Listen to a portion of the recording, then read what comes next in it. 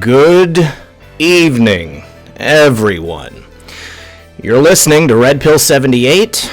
I am the corruption detector, and this is your Red Pill News. I want to say thank you to everyone who's been waiting patiently.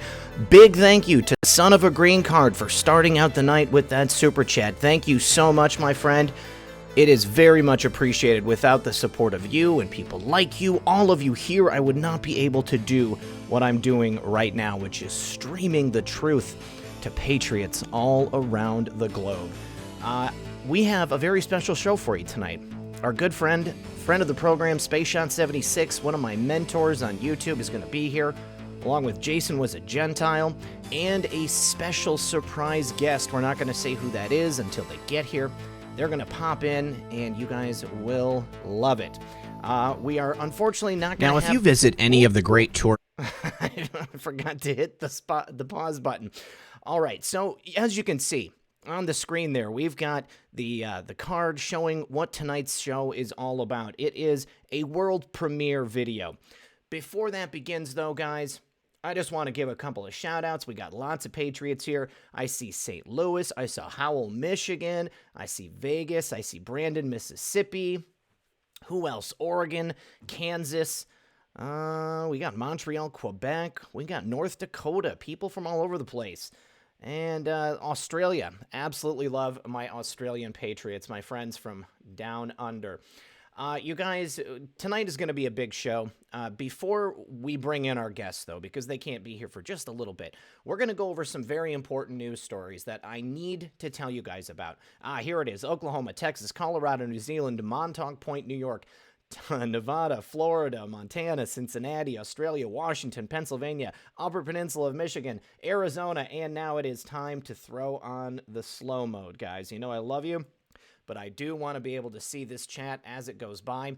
Got a slightly different setup tonight. I've got a couple things going on, so this is a little bit different setup than normal, so just want to make sure that you guys are aware. If there are any technical difficulties, please be patient with me. YouTube has already kind of screwed up the stream a couple of times. I've had to restart my software, so just don't go anywhere. If we go offline, the stream will begin again very quickly. We've still got people checking in from Arizona, North Carolina, West Texas, Philly, Oregon, again, over Peninsula of Michigan, Oregon, New Zealand, Western Pennsylvania. Let's see. You guys, if your stream is buffering, then I want you to go and check the settings on your video. There is a settings in YouTube where you can change it from, 1080 down to 360, 240. I am streaming with a 1 gigabit of internet service, and it is at full green lights, guys. So you know what I'm going to do? I'm actually going to change the setup here. I'm going to move this over here because it's a little bit easier for me to see with my microphone. All over the country, all over the globe, I love you guys. So glad you're here. Let's see. Did I say someone say that there was no sound or low sound? Your sound is low. Well, let me turn up the microphone. Let me turn up my gain a little bit. How's that? Is that any better, guys? Is that any better? I just need to make sure that I'm speaking into the microphone. So let me get straight to the news stories, you guys, because we got about a half hour before our guests are going to be arriving. Now, the first story that I want to show you guys about is right here. Now, let me put my camera on the screen here. We're going to make that a little bit larger. There we are. We'll bring it over here so I'm chilling with you guys. All right, better. Love you guys, too. So I'm sure you guys remember my good friend Giulio Occhianero. He is the Italian Renaissance man who is at the heart of the Italian plot to set up President Trump and candidate Trump from back in the day when he was only a candidate. But Giulio and his sister owned a company, and they had servers that were in the state of Washington. Yes, 5 by 5 on sound. Thank you, guys. I too appreciate it. Everybody can also adjust your volume. You can always make it louder. The thing is, I've got to make it so that it is not too loud, so I don't blow out the speakers of the people who have the good speakers. Let me see. I always recommend listening with headphones because that was always best for me. But So Giulio sent Neon and I an email the other day, and it turns out that he and his lawyer were attempting to bring a complaint to the embassy in Rome. Now, we know that the State Department, which would include the embassies in various countries where we have our allies. Oh, looks like my buddy Whitehead's here. Cool, cool. And I also want to say thank you very much to all of my mods. I've got Jojo K, I've got Methods, I've got Crystal Lynn. If I see any other of my my mods, I'm going to go ahead and say hello to you guys. And I've literally got this microphone the loudest that I can without blowing it out, and I'm speaking directly into it. So this is as loud as it can go. So let's see. We're just going to get right into the article here from Neon. So, sounding the alarm for Ochianero. He was stonewalled by the U.S. Embassy. Hey, Karma Anon, what's up, buddy? He was stonewalled by the U.S. Embassy in Rome.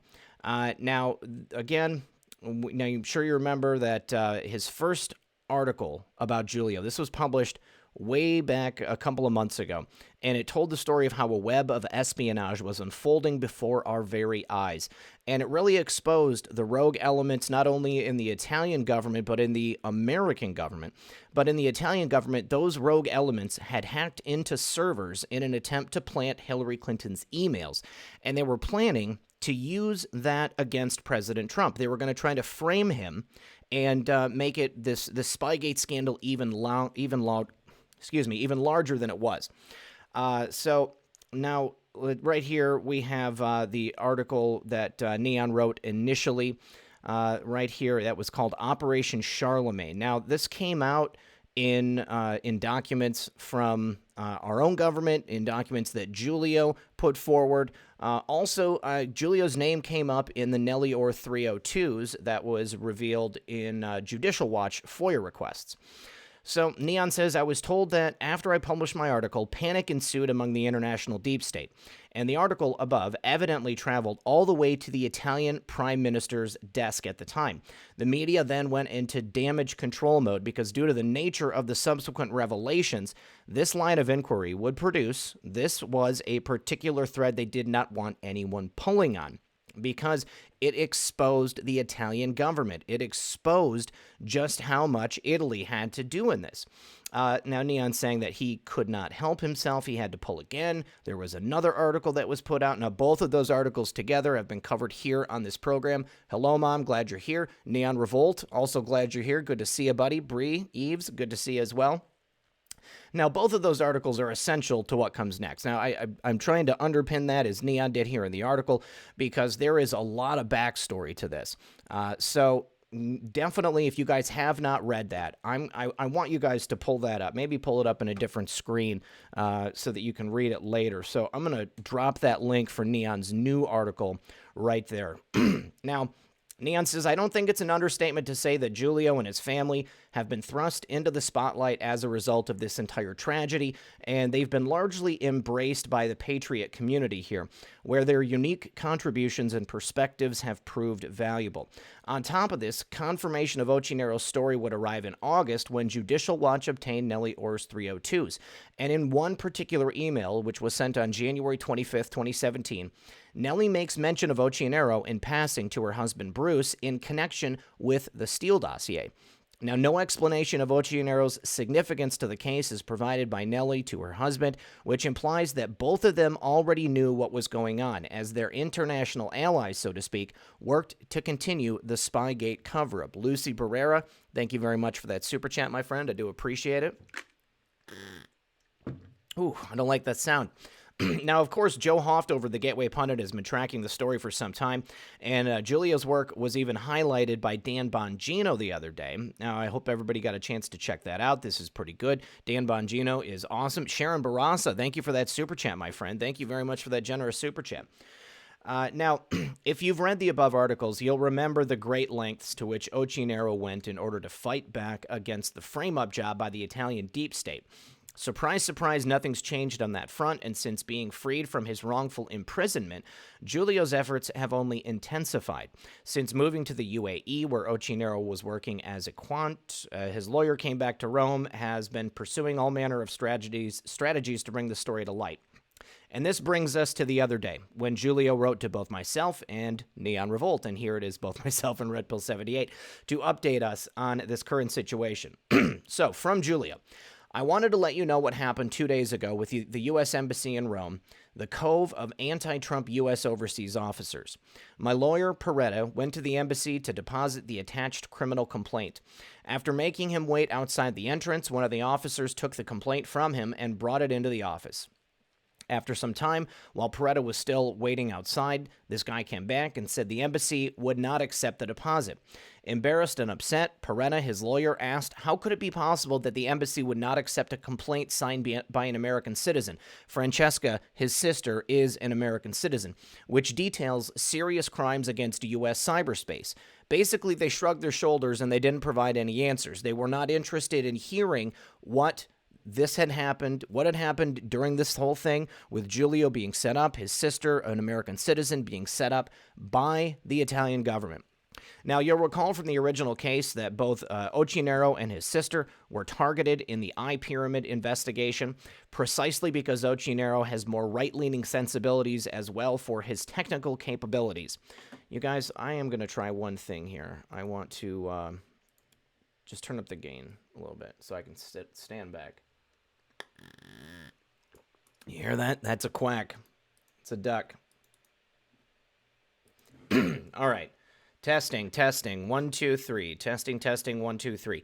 Corey Mulhall, thank you very much for that super chat.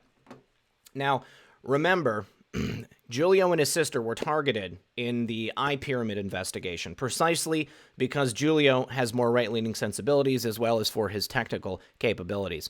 Zoe Ferrer says, love, light, and prayers from Canada. Let it be that we all awaken. We are so much more than the illusory reality they've constructed for us. Okay, sweet. Thank you very much for that super chat, and I believe you are correct, Zoe. Now, before the U.S. Embassy to simply refuse to accept the complaint of a U.S. citizen, especially one so close to the current Spygate scandal we're all enduring, well, that's just unheard of. Siren C3, thank you very much for that super chat. Now, if those at the embassy wanted to cover their tracks, they would have been smarter to simply take it and throw it away without Julio's knowledge. But for whatever reason, I suspect they weren't quite prepared to respond to something like this, and they didn't. They simply returned the complaint to the lawyer, effectively stonewalling him. Startled by this turn of events, Julio did some digging. Well, it turns out that someone with a vested interest in not being connected to this whole Spygate Silent One scandal has been present at the embassy just a few days prior. And here is a picture of that individual. That would be Gianni Di Gennaro. Now, see that picture? Here's a screen of it on the Italian embassy site for posterity. This is the U.S. Embassy and Consulates in Italy. That ambassador right there is Ambassador Eisenberg, who was sitting next to Gianni Di Gennaro for the conference. And I imagine they knew this picture was being taken, showing the world that they've met in some capacity together. My readers will recall for the first article in the series that Gennaro is the former chief of Polizia di Stato and was the head of the Dipartimento Informazioni e Sicurezza, which is the Italian DNI, and is currently the chairman of Italian weapons conglomerate Leonardo Finmeccanica. Finmeccanica. He is also the chair at Centro Studi Americani and was also awarded the FBI's Medal of Meritorious Achievement by none other than Robert Mueller. And here he is receiving that medal. He's basically the Italian version of Mueller, and he's also the top candidate for being Comey's confidential human source. If you remember, Comey had said there was a confidential human source. This guy is probably it.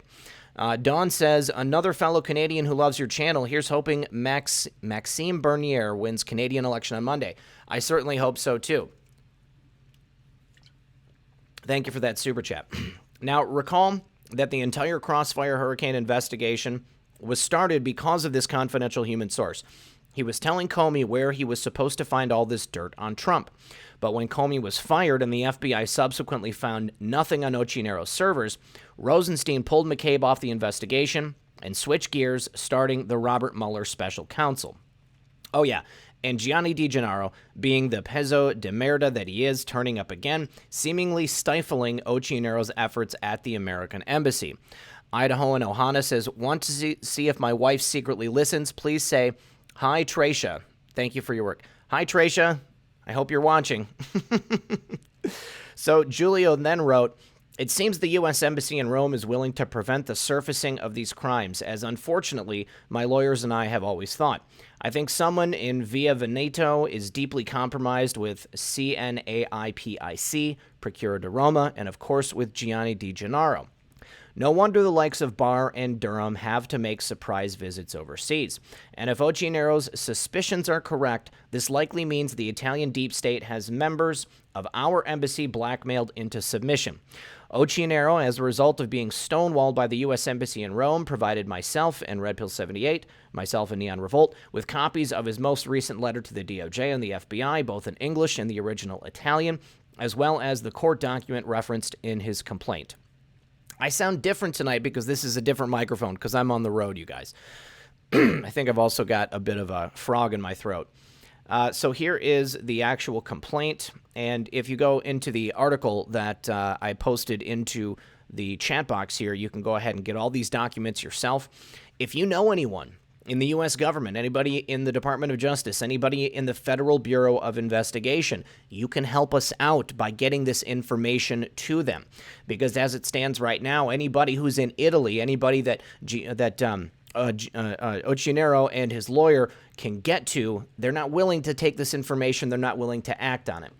So as you can see, chief among Occhinero's concerns is that the kind of cyber attacks he experienced while being framed by the Italian deep state are still ongoing, and as he mentions, a violation of the Budapest Convention.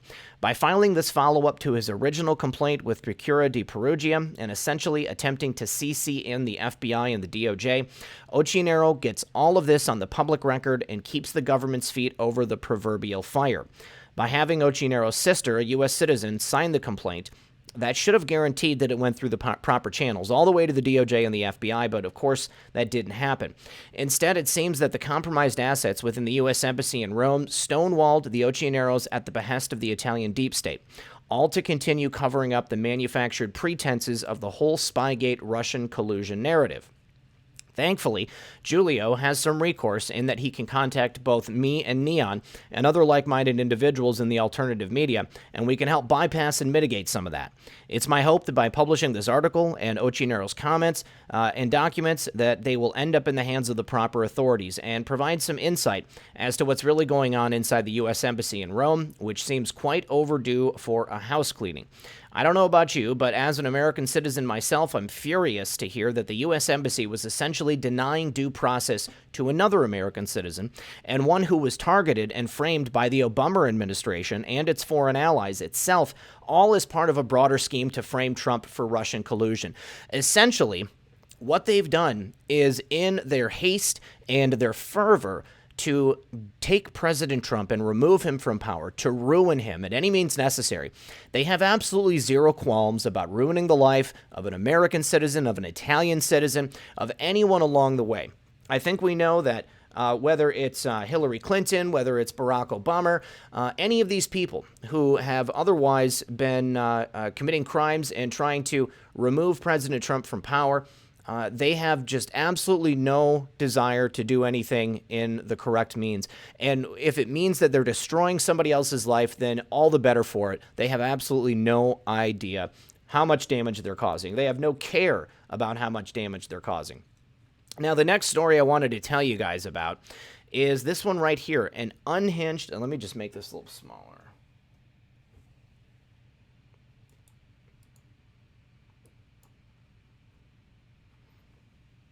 Why is that?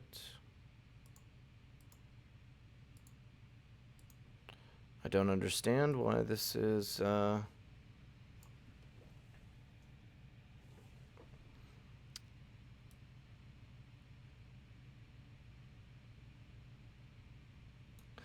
All right, so have you guys heard about this? There's a retired admiral. His name is McRaven. And am I on a train? Nope, I'm not on a train. We won't telegraph our moves to the enemies. Robert Gates. Thank you very much for that, Robert Gates. Yes, we will not telegraph our moves to the enemies. They don't need to know everything that we've got planned. So this guy McRaven was a Hillary Clinton loyalist, and he's called for a military coup of the President of the United States. Already we've got a coup going on. But McRaven is calling for an active military coup. He wants the military to turn against President Trump. And he says that removing Trump from office, the sooner the better. This is absolutely insane. Now, the fact that this guy is not in prison, that nothing has happened to him yet, just makes me sick. I understand President Trump and his administration wanting to go about things in maybe a diplomatic way, but you cannot have retired admirals out there calling for a military coup of a democratically elected leader in order to remove them, just because you don't agree with their politics, okay? It's just absolutely insane. So he's a Hillary Clinton loyalist, and he's not a fan of President Trump, and he's been attacking him since 2017. Now, obviously, Trump was right. President Trump is the president of the United States. He was elected by the people. We put him there to do a job. And just because this guy who loves Hillary Clinton wants to get President Trump out of there, it's no good for him to be calling for a coup. So this is from Breitbart. He says, retired Admiral William McRaven has published an op-ed in Friday's New York Times, and it's titled, Our Republic is Under Attack from the President, urging that Trump be removed from office, the sooner the better. McRaven's op-ed gives a military imprimatur to what President Donald Trump has already likened to a coup as Democrats attempt to impeach him with barely a year to go before the next presidential election. The admiral is well respected for his role in overseeing the operation to kill AQ leader OBL, in 2011. And he argues that senior military leaders have lost confidence in the president and feel he is a threat to the nation. I don't think that he's correct. I think that just because he never had any confidence in President Trump, that's about it. Now, as I stood on the parade field at Fort Bragg, McRaven recalled, one retired four-star general grabbed my arm, shook me, and shouted, I don't like the Democrats, but Trump is destroying the republic. Absolutely not. Absolutely not true. McRaven does not argue that President Trump has done anything wrong in particular, but that he has no respect for America's values. That's not true either. President Trump is the embodiment of American values, I would have to say. You know, I mean, what is he thinking as American values? What has President Trump taken away from us? Gypsy Nurse Kathy, good to see him. What has President Trump stood in the way of in terms of American values? I would say that President Trump has reinforced American values greater than any other candidate or president that we've ever had, certainly in our lifetime. Now, McRaven got Bill Kristol's seal of approval, and anytime you got Bill Kristol co-signing onto something, you know that it's not good. He says McRaven now on the lead CNN scathing on Trump and on the damage that Trump is doing. I don't see in this president someone trying to do the right thing. And then it says, reminder, McRaven was head of SOCOM during Benghazi. What have we had very recently? I just had the couple of military men on my program 2 weeks ago. They were at CENTCOM and they were at AFRICOM during Benghazi. The Admiral is full of poo, Whitehat says. $22 to hear the duck sound again. Thank you. I need a drink of water. I thought it was so cool buying this bottled water today because it was red and it had a straw so that I could drink out of it. But of course, I couldn't try it in the store, and I didn't realize until just now that it made that quack sound.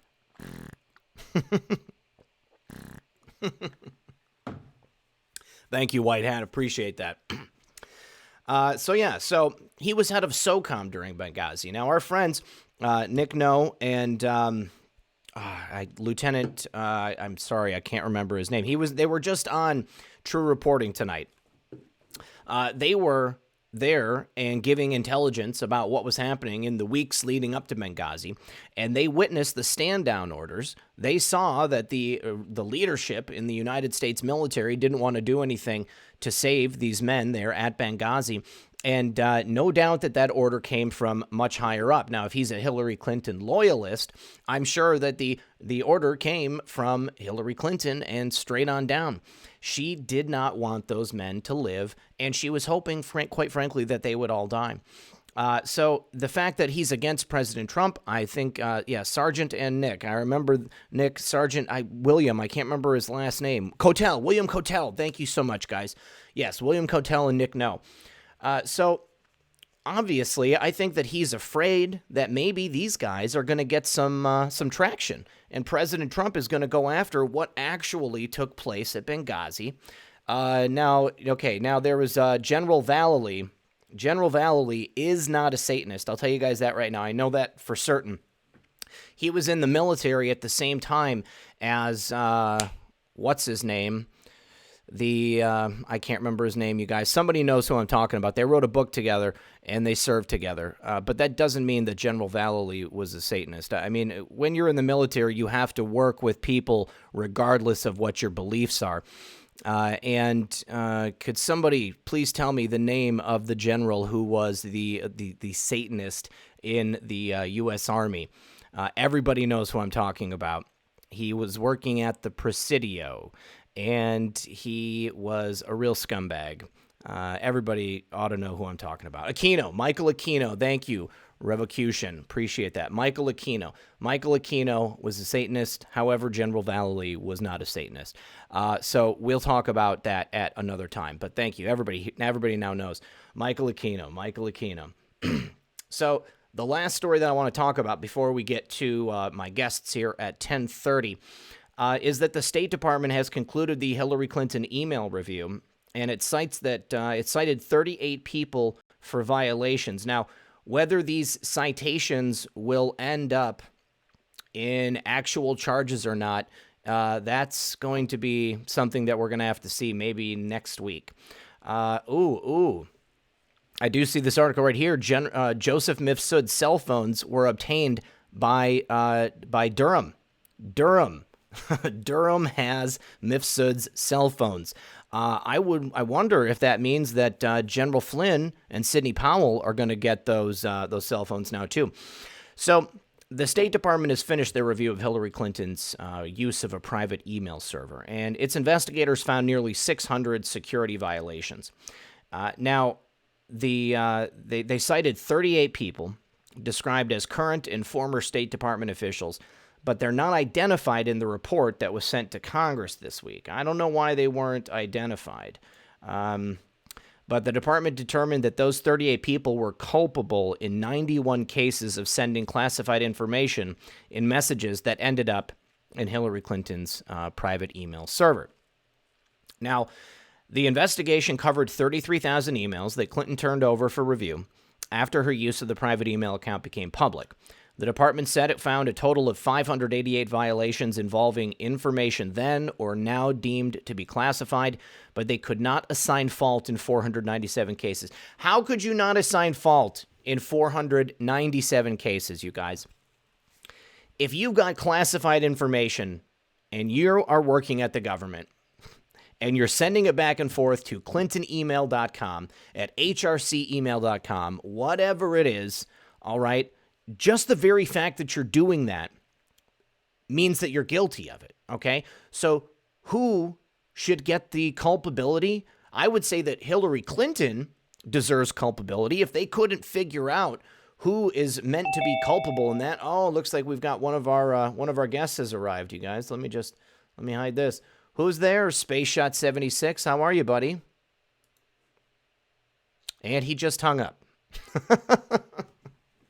Well, he'll be back in a minute. But, the fact that they're not able to assign any blame in this case, it's just absolutely ridiculous to me. Because clearly the blame is quite obvious. Hillary Clinton is the one who set up a private email server. Hillary Clinton is the one who ought to be blamed for all the problems. Hey, Jason was a Gentile. What's up, my good man? Can you hear me, Jason? Jason was a Gentile in the house. What's up, brother? Doing excellent. I've been watching your show. I love it so far, man. I've just been loving it. Sweet. Glad to hear it, buddy. I'm having some problems with this microphone. I think that once we watch the video, I'm going to set this up on a different stand because I have to talk directly into it over here. It's craning my neck out. Gotcha. So what's up with you, buddy? Me, just hanging out. I've been having such an awesome day. Just been having an awesome day, man. Just How about you? You know, I've been having a good day too. I missed a nap, so I'm ready to take one after the show's over. But besides that, I did get this awesome water bottle that makes a duck noise when I take a drink. Oh, sweet. Does that like get your dogs going nuts at all, or have you tested it out on the dogs? They're upstairs sleeping, so I didn't test it out till I started the show. So let me hang on just a second. I just want to make sure I got the video all queued up. Yes, okay, I got it queued up. All right. Oh, you do? Well, okay, yeah. good, because it's unlisted right now, so I'll have to make it listed. No one has access to it. Yeah, no problem. So when we're waiting for SpaceShot to pop in here, I saw some people talking in the chat. Does SpaceShot have some issues with the call? Let me see.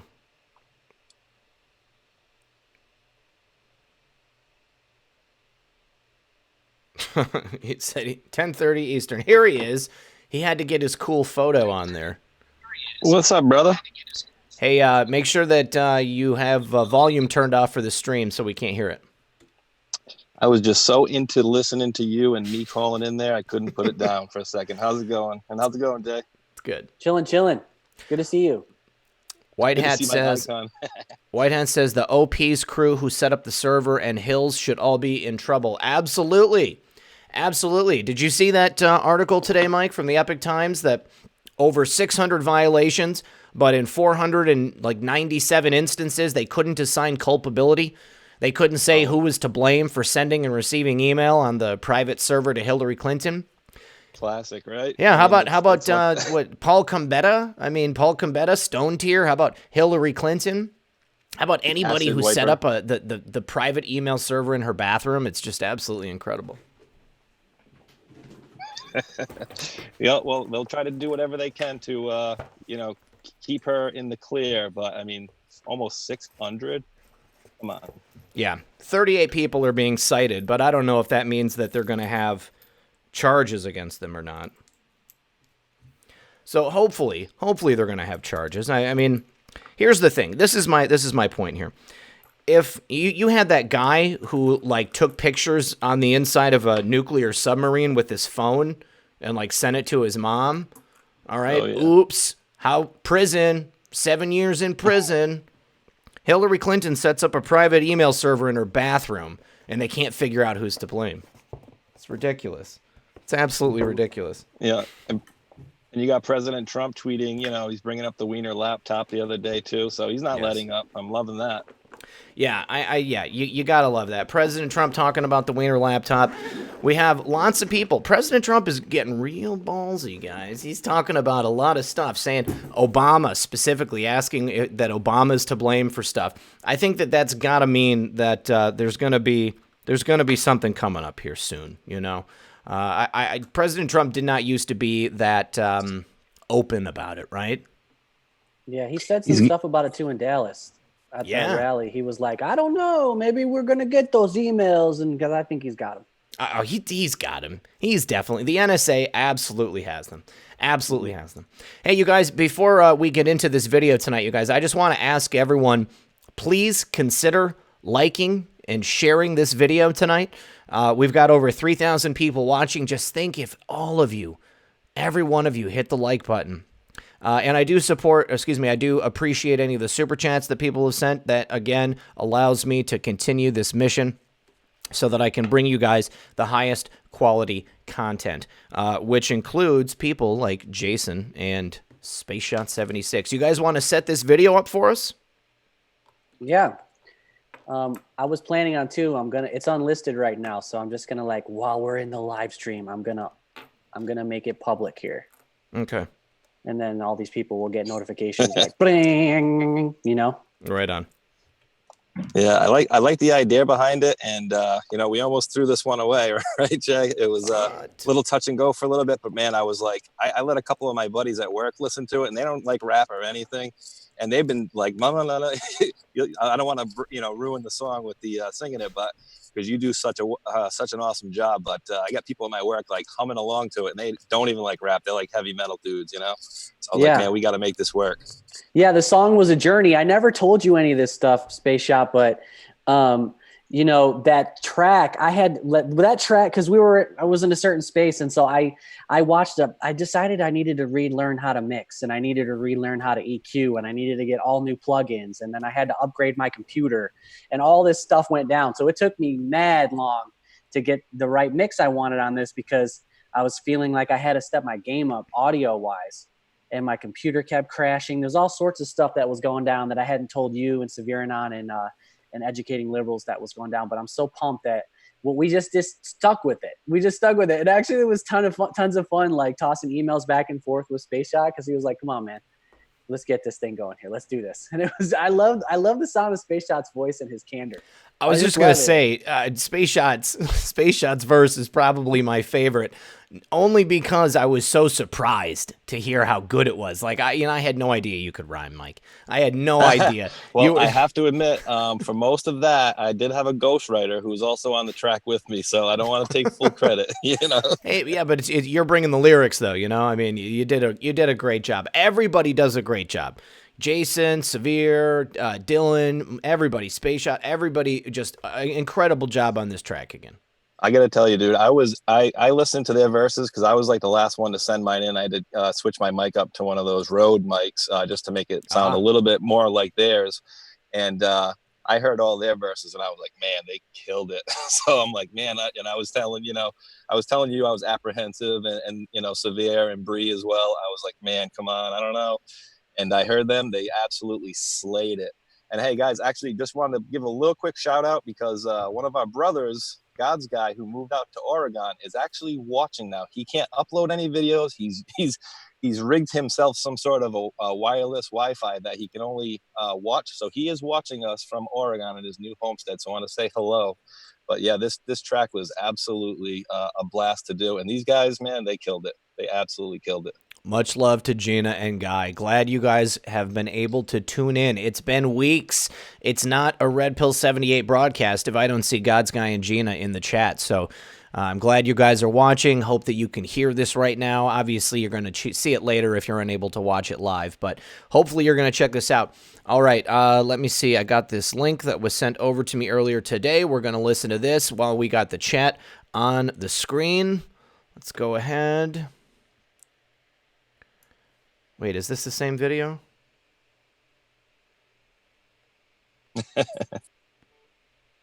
Hold on. I think I have the wrong one pulled up, you guys. It's available now. Okay, I just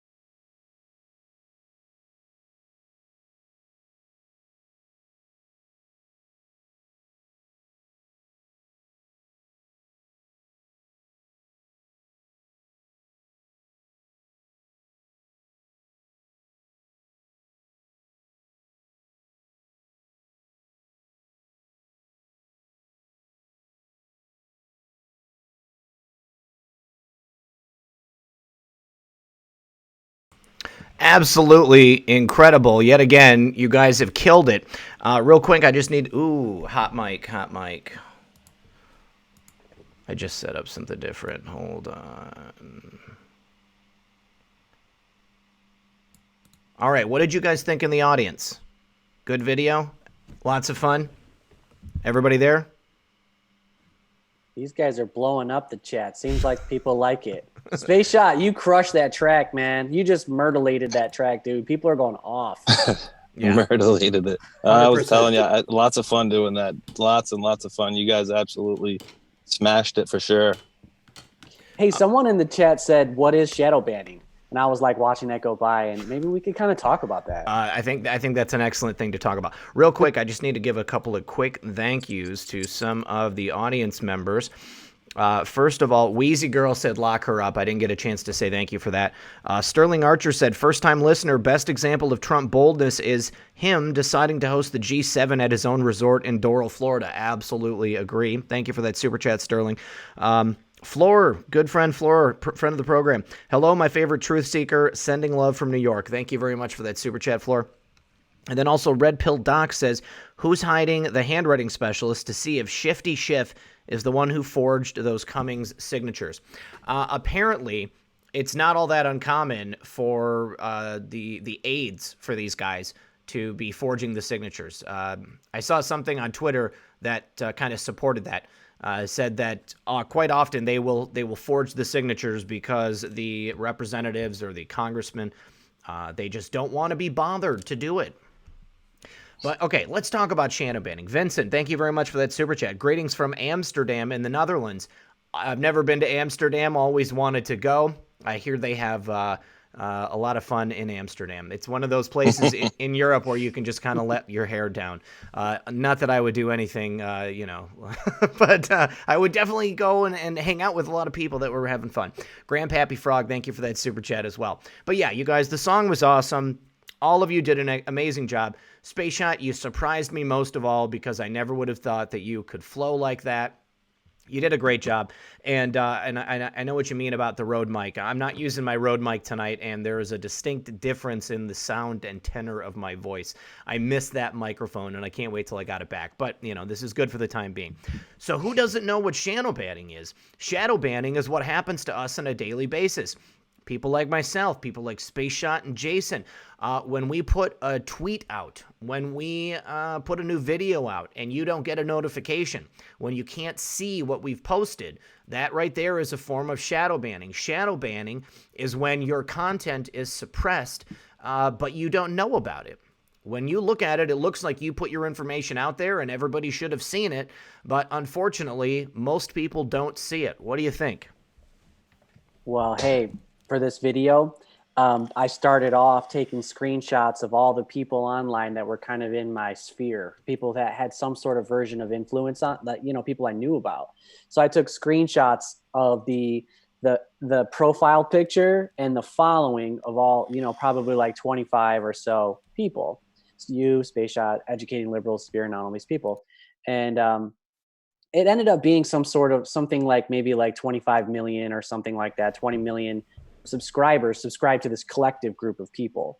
And then when I put them all in a slideshow and I was looking at this and I was like, oh my goodness, that's when it really hit me, like the gravity of shadow banning and why it is that in the marketplace and with our families and our friends, we should continue to talk about shadow banning and why it's important. Because think about this, they just do like an algorithm change over at Google, right? Or Twitter or whatever. There's like an algorithm change that picks up on something. And then all of a sudden a quarter of those tweets or posts or whatever have been suppressed. Yeah.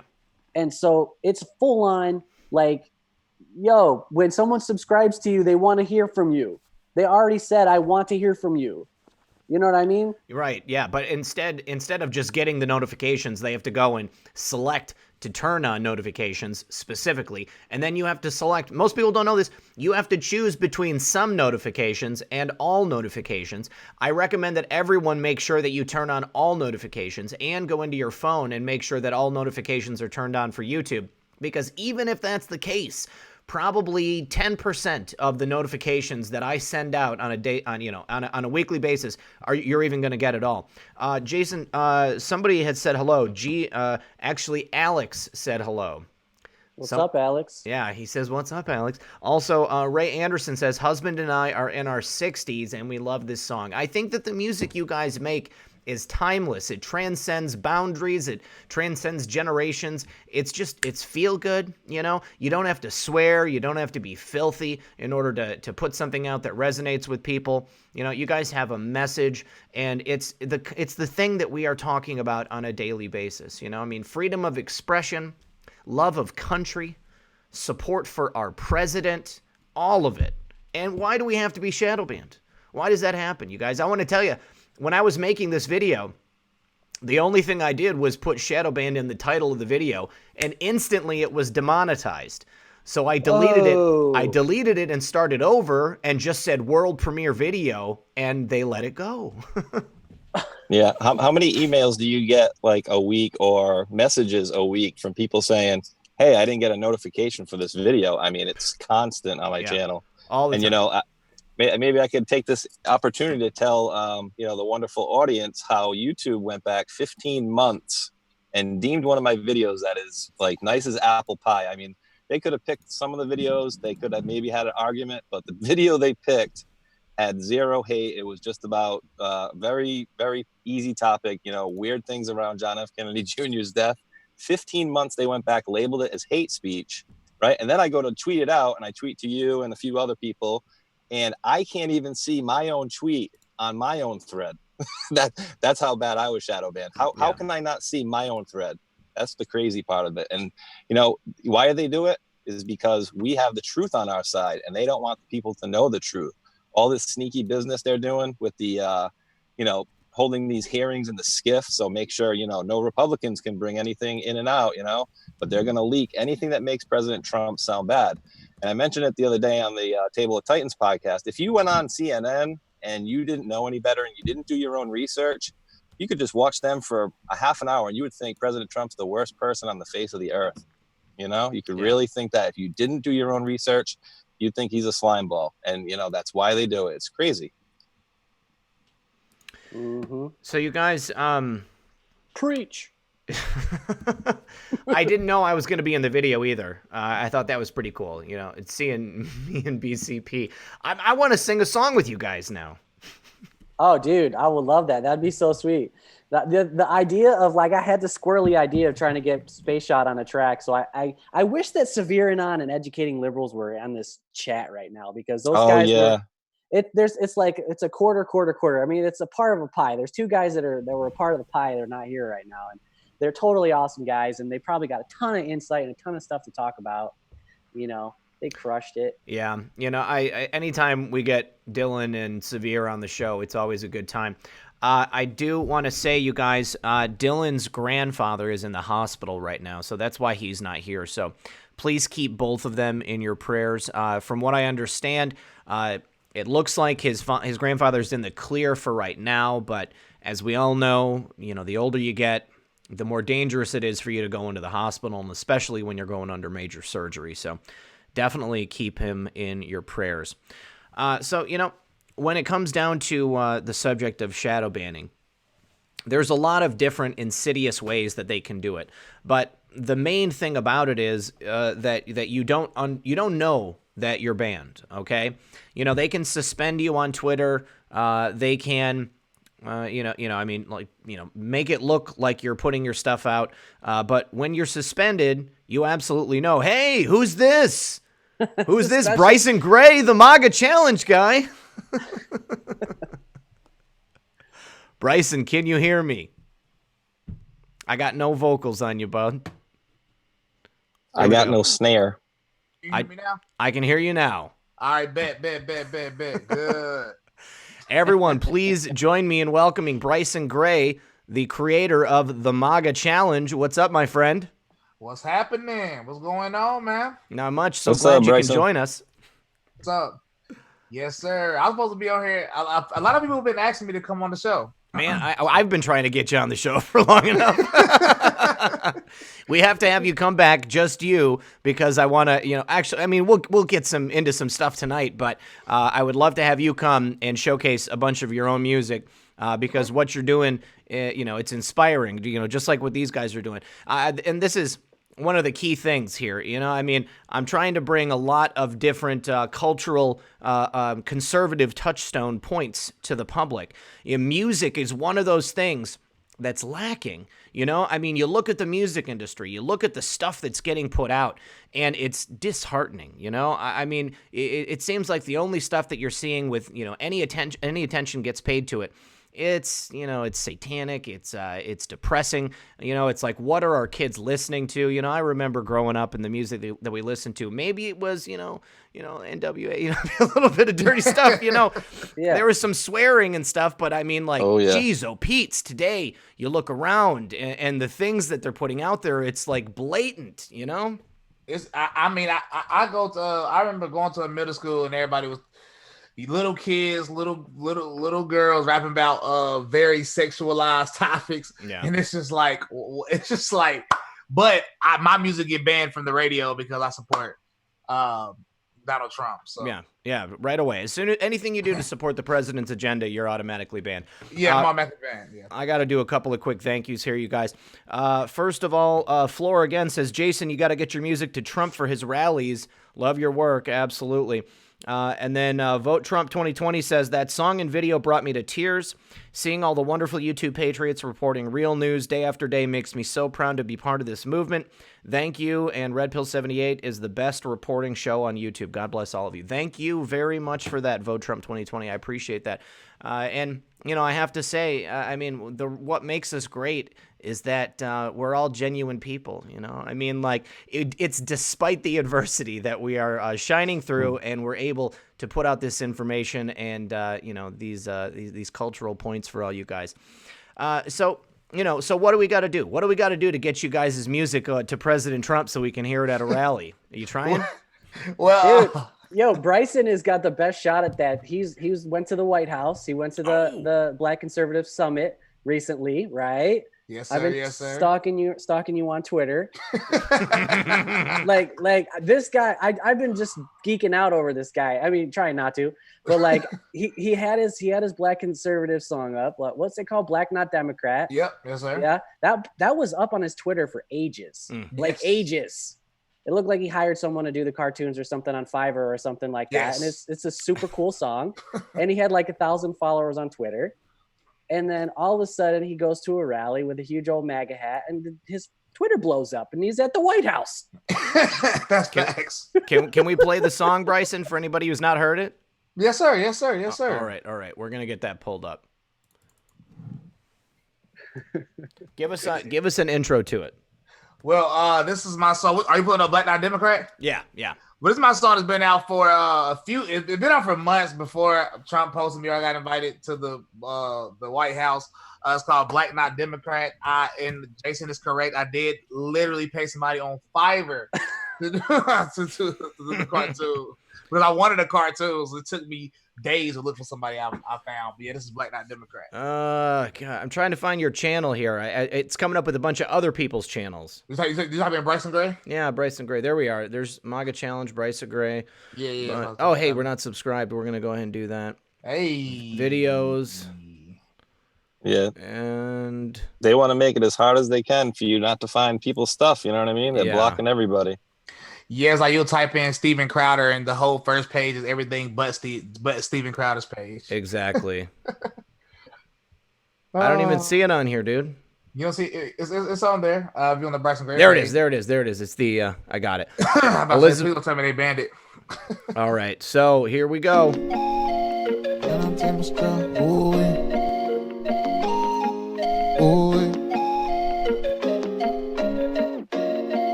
Yeah, I'm black, I'm not Democrat. Peter MAGA hat. Ooh, they try to take my guns. I can't go like that. Ooh, they try to take our funds. I can't go like that. Ooh, they try to ban our speech. I can't go like that. Yeah, I'm black, I'm not Democrat. Peter MAGA hat. Ooh, they try to take my guns. I can't go like that. Ooh, they try to take our funds. I can't go like that. Ooh, they try to ban our speech. I can't go like that. Yeah, I'm black, Peter MAGA hat. I'm not Democrat. Yeah, I'm strapped. They ain't taking that. I'm just talking facts. Yeah, yeah. When you disagree, watch how liberals act. Yeah, yeah. They try to ride on me, but they caught a flat. Look at the unemployment rate, especially for our race. High taste. They see Trump keep winning. Ooh, look at they face. I think they mad. Call me what you want. I don't care what you say. I just laugh. You I see and then you must not know they faking. Yeah, I'm black. I'm not Democrat. Peter MAGA hat. Ooh, they try to take my guns. I can't go like that. Ooh, they try to take my funds. I can't go like that. Ooh, they try to ban our speech. I can't go like that. Yeah, I'm black. I'm not Democrat. Peter MAGA hat.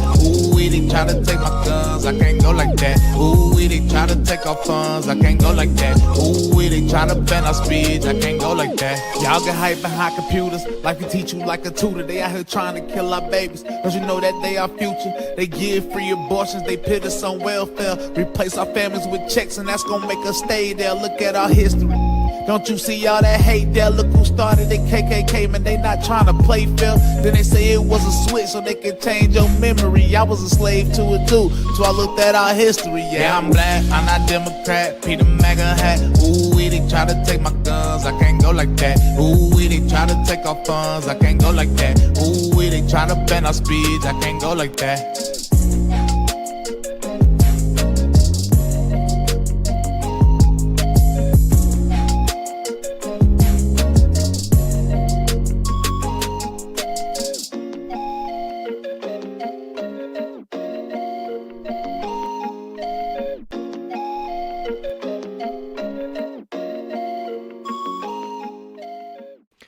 Black man in a MAGA hat, just like that, get your video demonetized.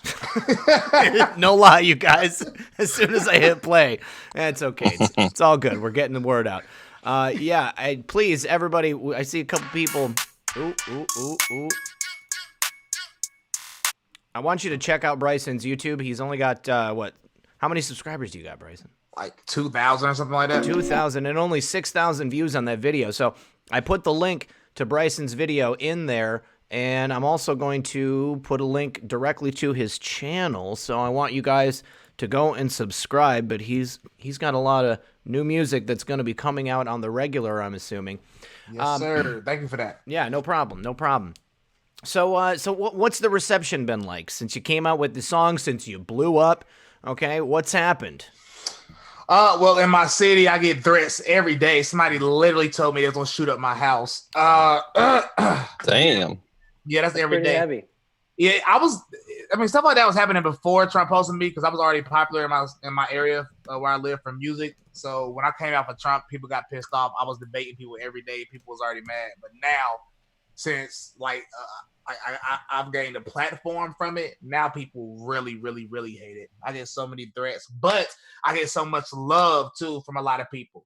My friend on Facebook, he said, this is so weird because it's usually me versus everybody debating about politics. And now people like defending me and everybody like, nah, we don't like this. How dare you have your own values and your own thoughts? Support the president. Where did you get that huge MAGA hat? I got it from giantmagahat.com. It's as easy as that. Yeah, I saw. That's going to be tough to remember. giantmagahat.com. I got to go get one.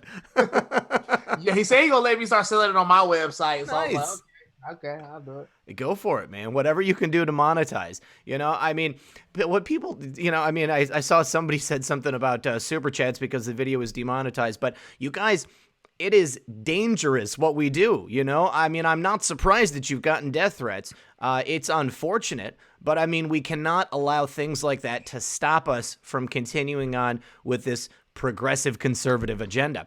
This is so important what we're doing here. Because we're literally fighting for the future and the security of not only our children, our lineage, our country. This is the whole world we're talking about here. This is spiritual warfare. These people are evil. They want to destroy America. They want to destroy free thought. They want to destroy the ability for us to even come on this channel and have a discussion like this. It's disgusting. White Hat says, good night, everyone. Much love. Good night, White Hat. Glad you're here, buddy. Take it easy. Real quick, I'm sorry. I had a couple other people I got to say thank you. Silibor says, I love watching Bryson and his sister talking to their mom and dad about about politics. Their parents are so cute. And then Elizabeth Breen said, when will our children be set free from CPS and Arizona corruption? That's right. It is pretty bad in Arizona. I've heard that before. So Bryson, your parents, do you come from a conservative family, family with strong values? Well, strong values, yes. Conservative, heck no. My dad is a super liberal. My mother, she can say whatever she wants. She's a secret Trump supporter. I think she voted for Trump in 2016. She can tell me whatever she wants. But yeah, my dad is a super liberal, and my sister, she be catching me because me and my dad would never get around each other.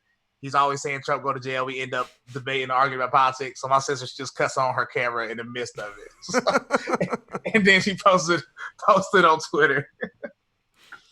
That's great. So how many subscribers or how many followers did you get on Twitter when President Trump retweeted you? Well, in 2 days, I went from 1,000 to 15,000. Then a couple days later, I was at 20,000. Then over the course of the last month, I've gained I think I got 31.8 thousand right now. Nice. Good stuff, dude. Good stuff. So tell us about your visit to the White House. What was that like? Well, it was for the Black Leadership Summit. Yeah. It was a whole trip. The White House was fun to see all the press there, and then to watch in real time people lie about what he says on stage. That's actually hilarious. But my only problem with is I'm only 5'10", and I was standing in the back, so I couldn't really get a good view of him other than him coming in and walking out. but the speeches were amazing. He let a random girl that was there with us. He let her come on stage and pray for him. So that was I saw that. Wasn't she like an Ethiopian immigrant or something like that? Yes, and she yes, adopted. yes. Yeah. And I thought that was cool because she wasn't planning to do that or nothing. He just let it happen. It's like, come on, how can you not like Trump? Seriously? Yeah, it's absolutely astounding to me when I hear people say things about President Trump. How his agenda is anti this or anti that. I mean, clearly he's fighting for all Americans. It doesn't matter, even the people that don't agree with him. I mean, he is fighting for the values that America was built on, that America is based on. Joyce McKittrick says, love all of you digital soldiers. Thank you for that super chat, Joyce. I do appreciate it. So do you have any future plans? Like, are you putting together an album or anything like that? Yes. I have an album coming out called MAGA Ain't Got No Color. Okay, nice. It's a phrase. I think his name is Mickey Winston, and he did it one of the MAGA challenges, and he sang it like that. And then me and my family did a little juke jam joint in our house with it, and I just like the phrase "MAGA ain't got no color." So credit to him. But also, I'm trying to start speaking at more HBCUs because I spoke at one yesterday, and college students are very uninformed on politics. So it was actually astounding because I'm sitting here. Like, I thought I was going to a place where people knew about politics, so it'd be good debates, but it was just nothing but emotion and and ignorance. Yes. No, it's pretty sad the way that it is. But I mean, how can you blame them when they're raised by MSNBC and CNN and their parents are brainwashing them with that trite BS? I mean, they need to be exposed to a situation where they can have a debate, where they can, be confronted with situations that challenge those ridiculous ideas that they have. So do you mind telling us where you're going to school, or do you want to keep that secret? Are you like low key on where you're living? No. I live in Greensboro, North Carolina. Right so I hope I'm waiting. Like some white supremacists try to dox me, but I don't care. So I live in Greensboro, North Carolina. I do not. Yeah, when people try to dox me, I'm like, you could have just asked me for an invitation, But I'm not in school. I do music, and I also have a regular job. And I'm working with Blexit with Candace Owens, and I'm working with a lot of political stuff right now too. Good stuff. Do you have any plans to maybe put all of the MAGA Challenge songs and videos together? I mean, I think that would make a pretty interesting compilation album. Diamond and Silk did it for the video. The only problem with putting it actually on record is I can't mix any of the voices because people were just rapping them on video. Right. So I mean, I guess I can just do it how it is and release it on my Spotify or something. I mean, I might do that anyway. I mean, whatever, let's do it. Either that or, I mean, even just, put it all together on like a MAGA Challenge YouTube channel. Like just start it up and just all MAGA Challenge all day. I want to take I want to rip a Dominant Silk, the compilation they put together. Yeah. I want to just rip that pin on my YouTube. I mean, is it really stealing? I mean, it's all out in the public domain, so I don't see how it would be. Exactly. I just want to say challenge was a ton of fun to watch unfold. People were actually doing verses. I was like, what? Like people were really actually participating. Yeah. It's still going. People send new ones like every other day. People are now sending some for the CAG challenge. It's just fun to watch, and I hope people keep doing it until 2020 until we get this landslide going. What do you see happening in 2020? I think it'll be easy.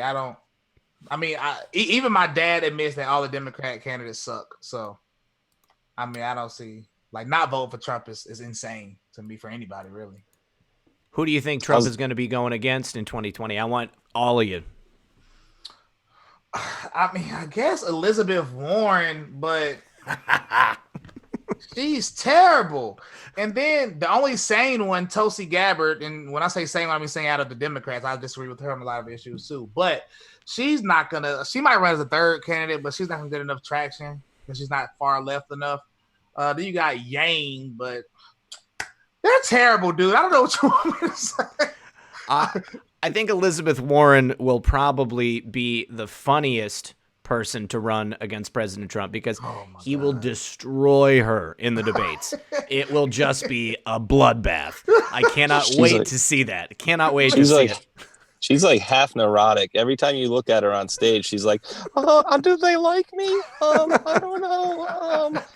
Harvard's first women of color. Yeah.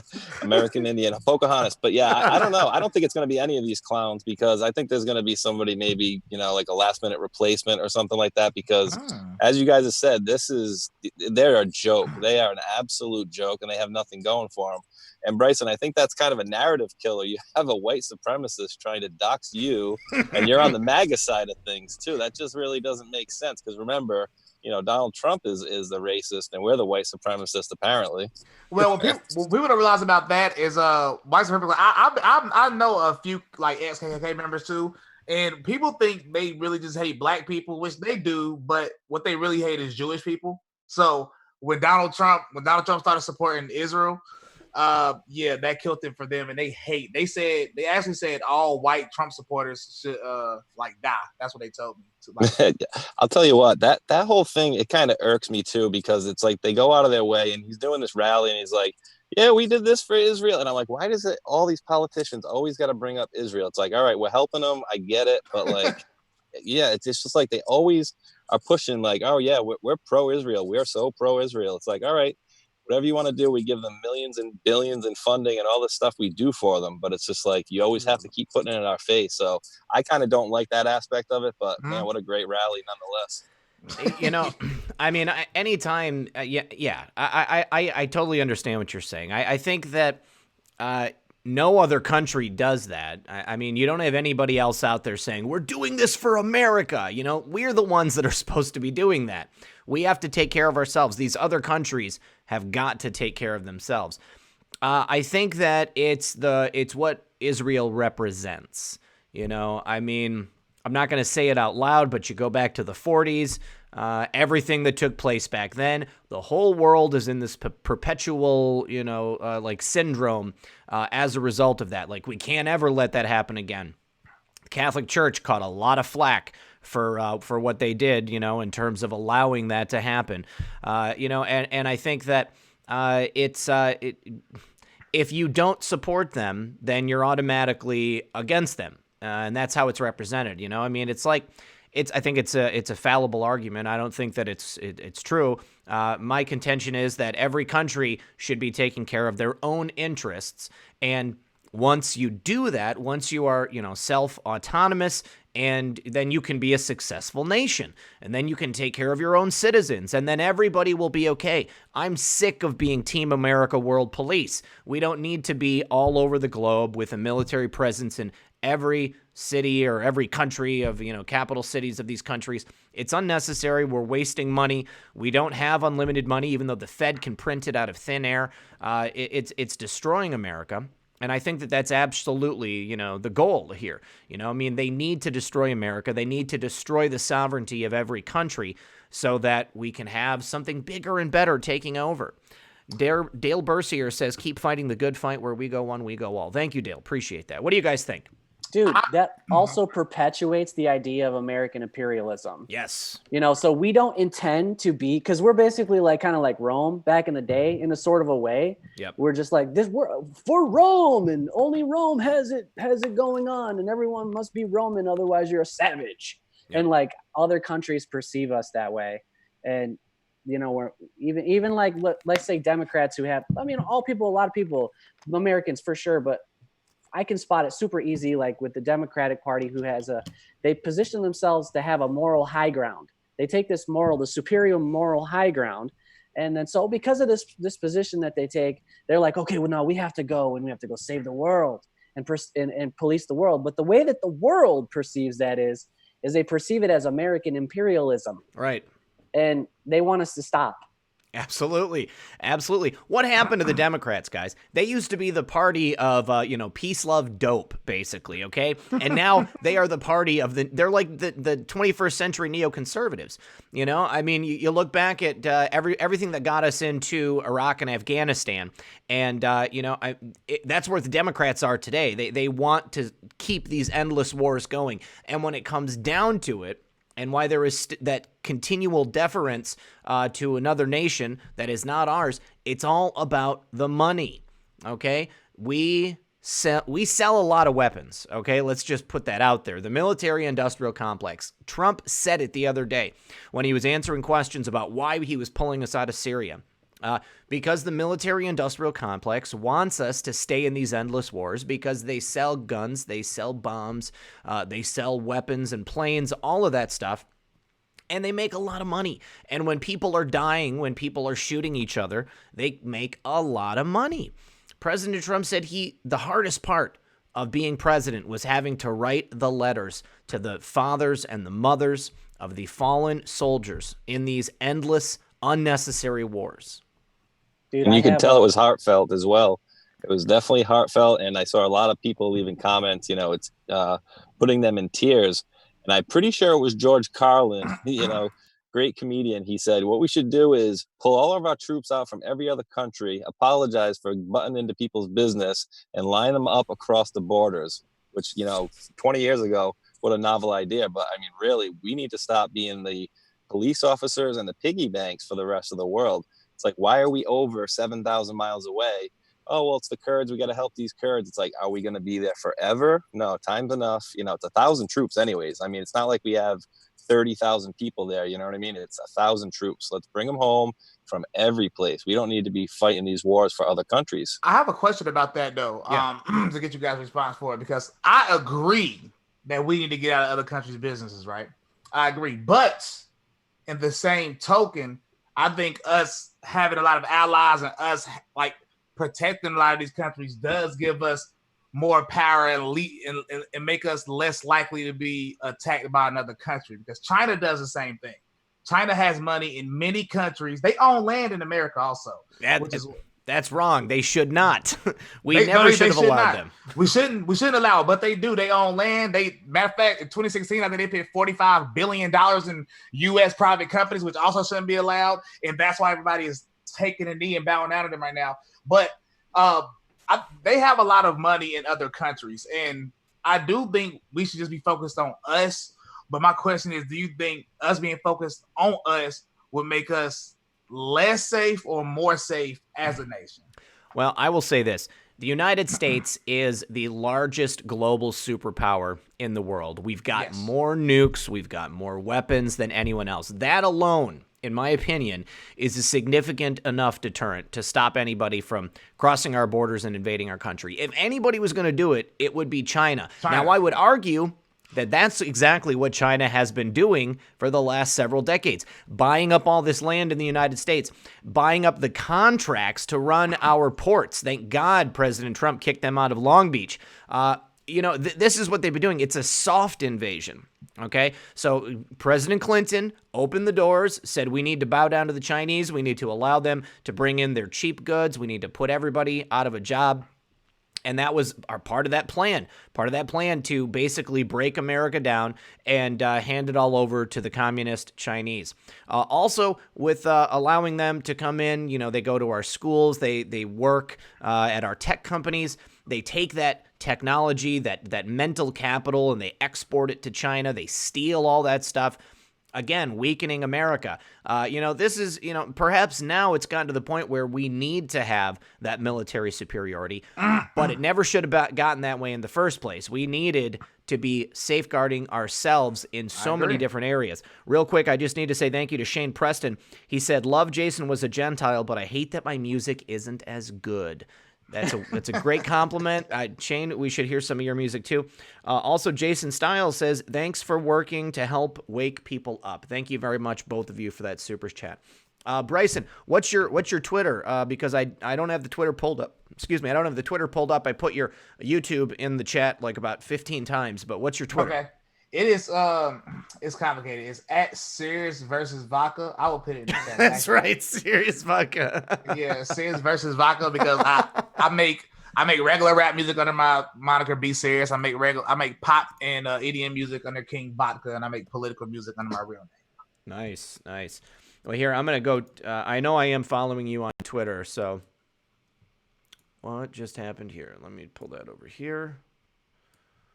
We're going to get your Twitter pulled up, and I'll throw a link. Okay, awesome. Thank you so much, man. Yeah, no problem. That's the United States' MO, though. We go to war in places, we never leave. It's like we just helped you. We're going to stake our claim, and we're going to make all these bases everywhere, So basically, that's been our thing. And for anybody who hasn't seen a video, I highly recommend. It's called Confessions of an Economic Hitman. Yes. It talks about the CIA and how they go into these countries and, they were trying to do it with war before, and then they realized with very little money, comparably, like $1 million or $2 million, they could go in there and cause an uproar, and basically take down any dictator they want and put somebody in that's more friendly to the West. And and just like Rome, what happened with Rome? Did they spread themselves too thin? We don't want to spread ourselves too thin, but I do agree with Bryson. We do need to be protected and have some allies out there.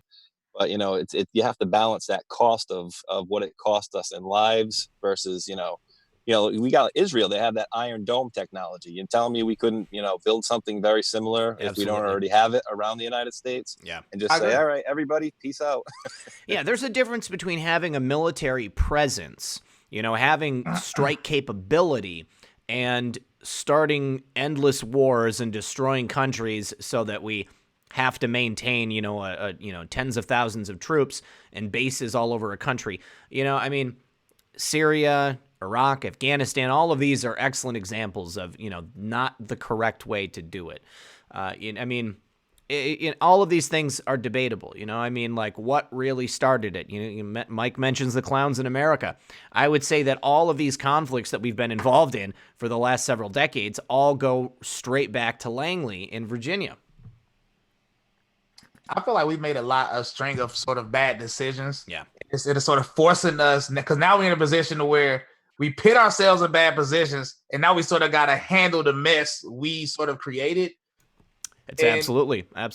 So that's why I think it's a messed up situation, because of course I want to say, let's just pull out of everywhere, bring our troops home, let's defend our country. But then we done dug ourselves so deep into a hole. Yeah. No, we have. Shane, thank you for that super chat. Somebody else is asking for your YouTube again. So let me get that pulled up here. We'll go to my history and pull up. Hey, while you do that, so where we're talking about the hippies and how they're like, the response to the Vietnam War a bit was the hippie movement, and Woodstock. And my parents were basically alive during that time period. And I can definitely sympathize with some of the videos that Bryson posts about, his pops. He loves his pops, right? But he's a liberal. And then you guys talk, but you get to talk. And my dad is my dad and his wife are full on liberals, man. Like pink hat, the whole setup, like keep funding Planned Parenthood, the whole situation. Oh no. And I'll be honest with you, there's been times, I mean, it's unraveling, but like there have been some times with my pops where I haven't been able to necessarily be cordial with the situation. And like, so, I'm sure you've been able to like maintain love and respect for your pops. So my pops and I, we teeter-tottered for a minute, and it kind of trips me out though, that like they were hippies. And then when I'm watching the rally, the Dallas rally and all the other ones, Trump's like, we don't want these endless wars, man. We got to, I mean, what kind of American would not want to have a president say, we don't want endless wars? What are the troops home? And I'm talking to my pops, and I'm like, he's like, he used to be a hippie and used to be like, I don't want war. That was the response. And now he doesn't like that a president's saying that. My dad is the same way. My dad is literally the same way. My dad is like, we have cordial conversations, but don't get it wrong. He threatened to take me off his wheel one time. No, seriously, this was like last year because I support Trump. But honestly, let me tell you, when I go in my house, I'm gonna tell you what's on the TVs. In my parents' room is CNN, and the front room is MSNBC. These TVs do not cut off. So my dad, he wants to leave his room and be able to still watch people like Trump hate programs. So that's really what they are, let's be honest. Yes. And I saw the real problem is, and I noticed it again when I went to the HBCU, is like the media did a great job of making people hate Trump. But in doing that, they made a lot of people like me go buy big hats because now y'all hate everybody that support Trump. So it's a negative and positive. A lot of people hate Trump, but the love for Trump is also stronger than it would be for your average candidate. So. Absolutely. I was just speaking with Mark Taylor about this earlier today. Part of the Trump prophecy was that at the end, the media will be on board with the Trump agenda. Now, I'm arguing here that perhaps the media's, just fervor and hate for the president, it's done a couple of things. It's galvanized his base, people like us, people who see this and say, hey, that's not fair. These are not journalists. They're not putting on news. Okay, so we have to support the president because the mainstream media is obviously not going to do it. Number two, it's raised his profile so high because it's nonstop. All day, every day. Doesn't matter if it's Trump hate or Trump love. Every channel is Trump 24 hours a day, 7 days a week. So in a way of speaking, the media is already supporting the Trump agenda. Now, twofold, Trump and his lawyer just sent a letter to CNN today based on the exposed CNN expose by Project Veritas and James O'Keefe.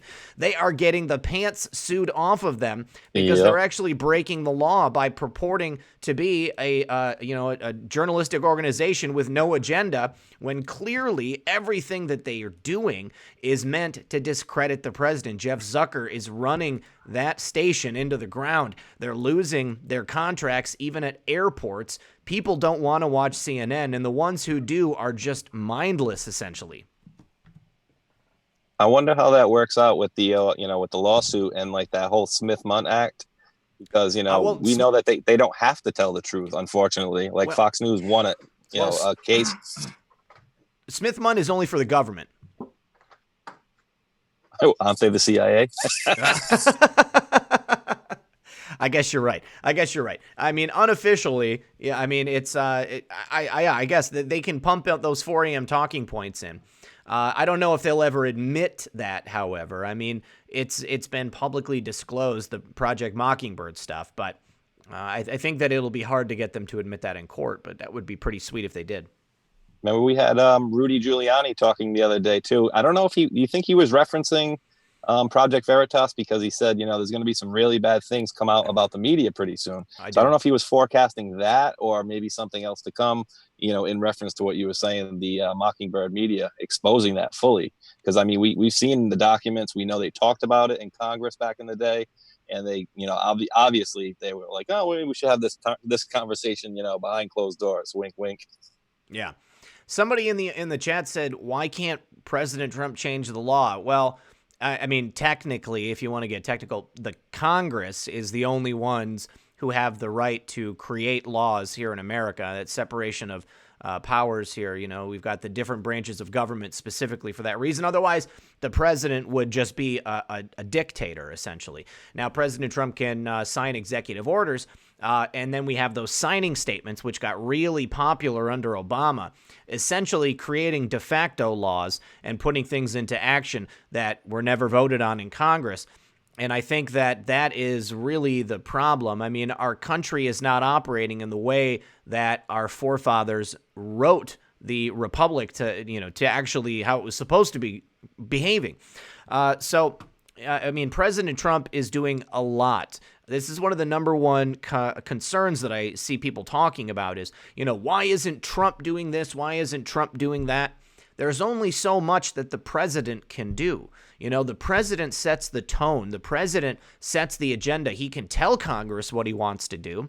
He can tell Congress the things that he wants to happen. But if you've got an obstructionist Congress like we have right now under the Democrats and Nancy Pelosi, it's very difficult to get anything through. But, again, with us in control of the Senate and the executive branch, and soon the judiciary, I would imagine, a judicial branch, I think that in 2020, when we have, more elections, I think that, we might just take every single branch of government. What do you guys think about that? I think it's possible. Trump's going for it. Yep.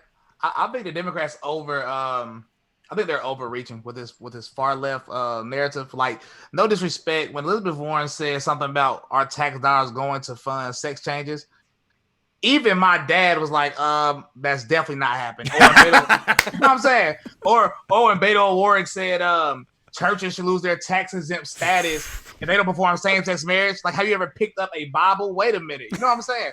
So it's like, even, especially in the black community, when they go that far, even the black community is like, ugh. Honestly, I'm gonna be honest with you, the only thing the Democrats got going for the black community is they made the black community hate Trump. Because if it wasn't for that, the Democrats would probably get 5% of the black vote. I can guarantee you that, because they're too far left. They are too far left. There's this is kind of a conundrum I've thought about in the black community. I mean, traditionally, the black community has had like strong family values, and the Democrats have really put themselves in a position where they're asking everyone to abandon things that have been historically American. What do you guys think? Yes, I agreed with you. I spent a lot of time in Memphis, Tennessee, and so it's the majority of Memphis, Tennessee is African American. Everybody's black there. And so all my friends were black. They were all rappers, and we were all together hanging out and doing all that stuff. And but it was the only blue pocket in the state.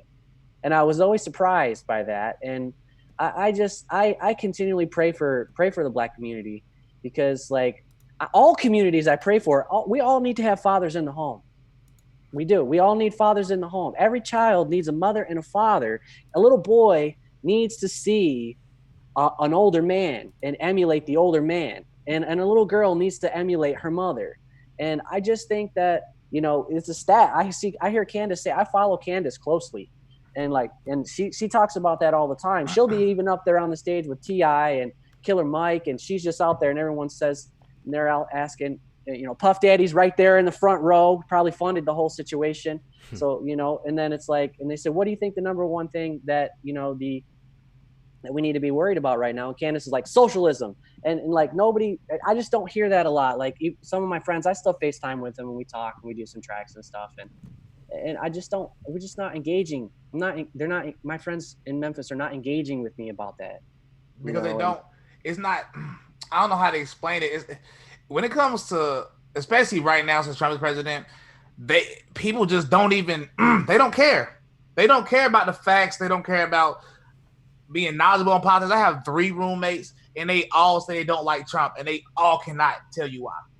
So, and then when I try to tell them about politics, like the difference between socialism, like somebody says on vote for Bernie, I'm like, do you know what that means? Are you willing to risk this economy for socialism when there's no socialist country doing better than us? That makes no sense for rational people. Yeah. But the problem is these people are not informed. There's a lot of people, period, especially college students. They're not informed, but they're taught that they're so intelligent, so they on this moral high ground. They think they're smarter than you, but they don't.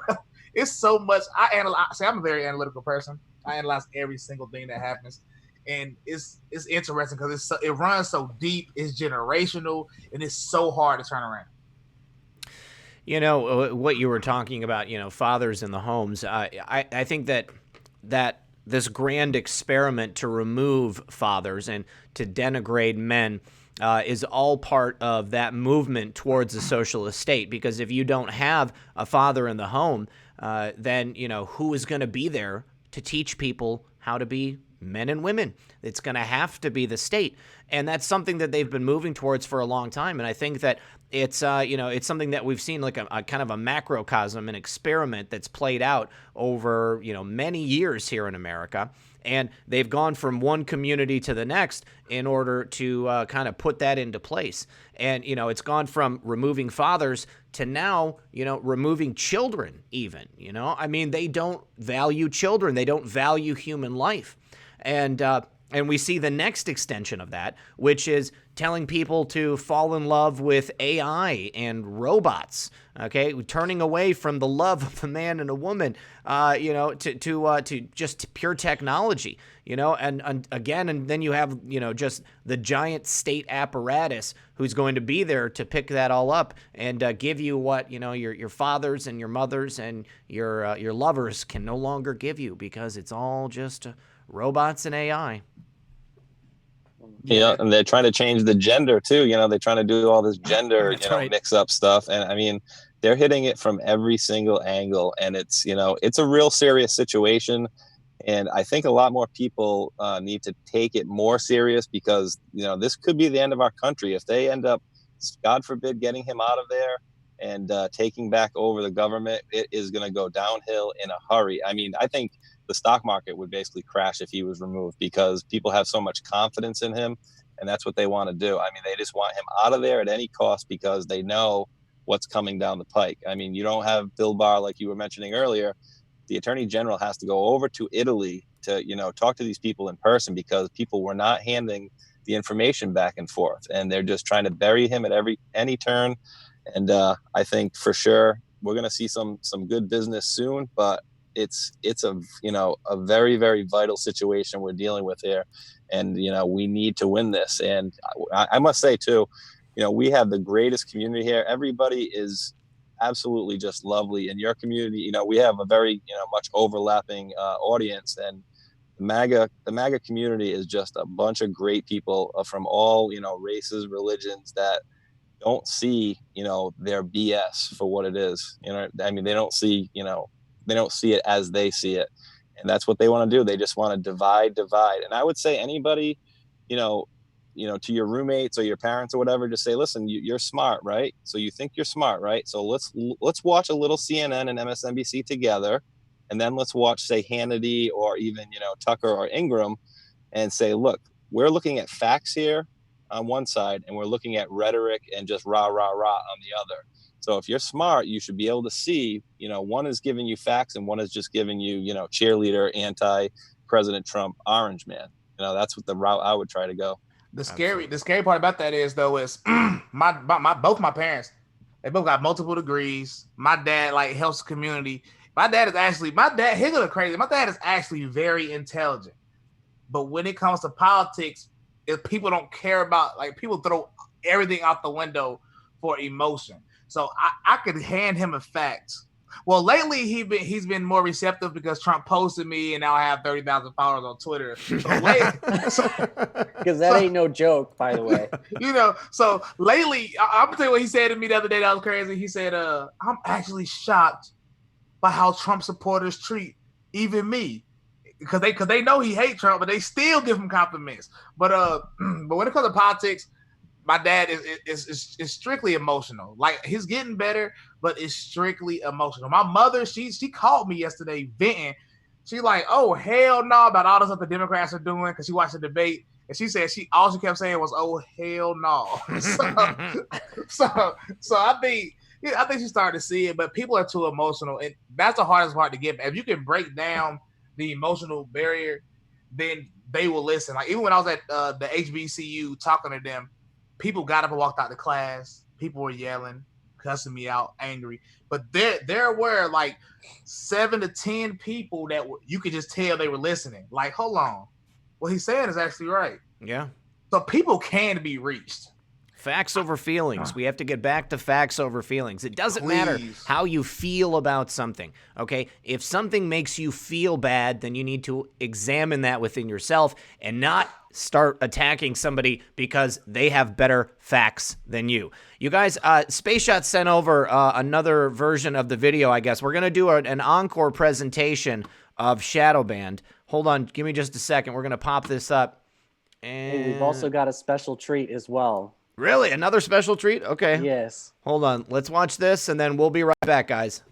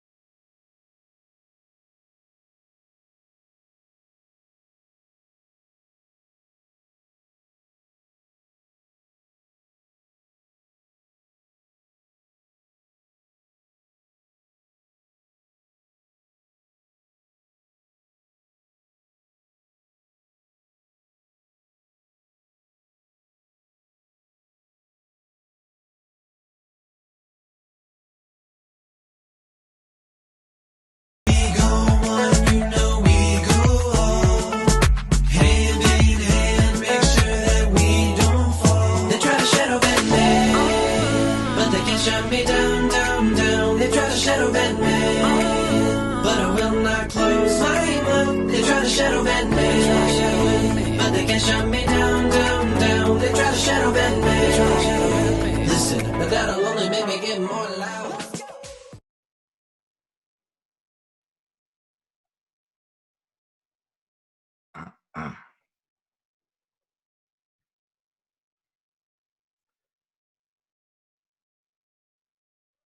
Well, real quick, that video was money.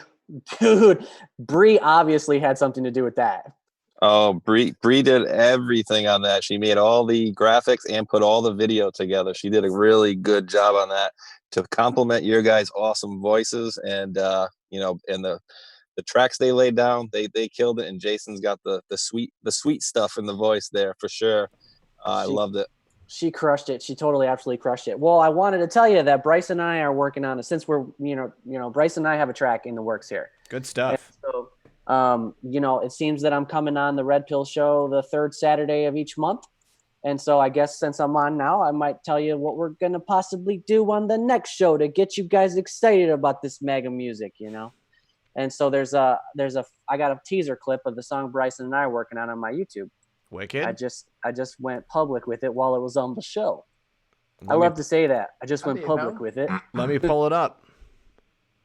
It's possible that, a couple hundred people. I know y'all are all heavy hitters here. I'm like the low guy on the totem pole here, but about 500 or so people got notifications when I posted that thing. 1.5 thousand subs. We'll get you up there. Everybody, go subscribe to Jason Was a Gentile as well if you want to get notifications of more MAGA music coming through, because we need to support all of our friends here in this movement. Right here used to be a Democrat. Yeah, that used to be a Democrat. Jason Was a Gentile, and Bryson Gray with that big old MAGA hat. Here we go.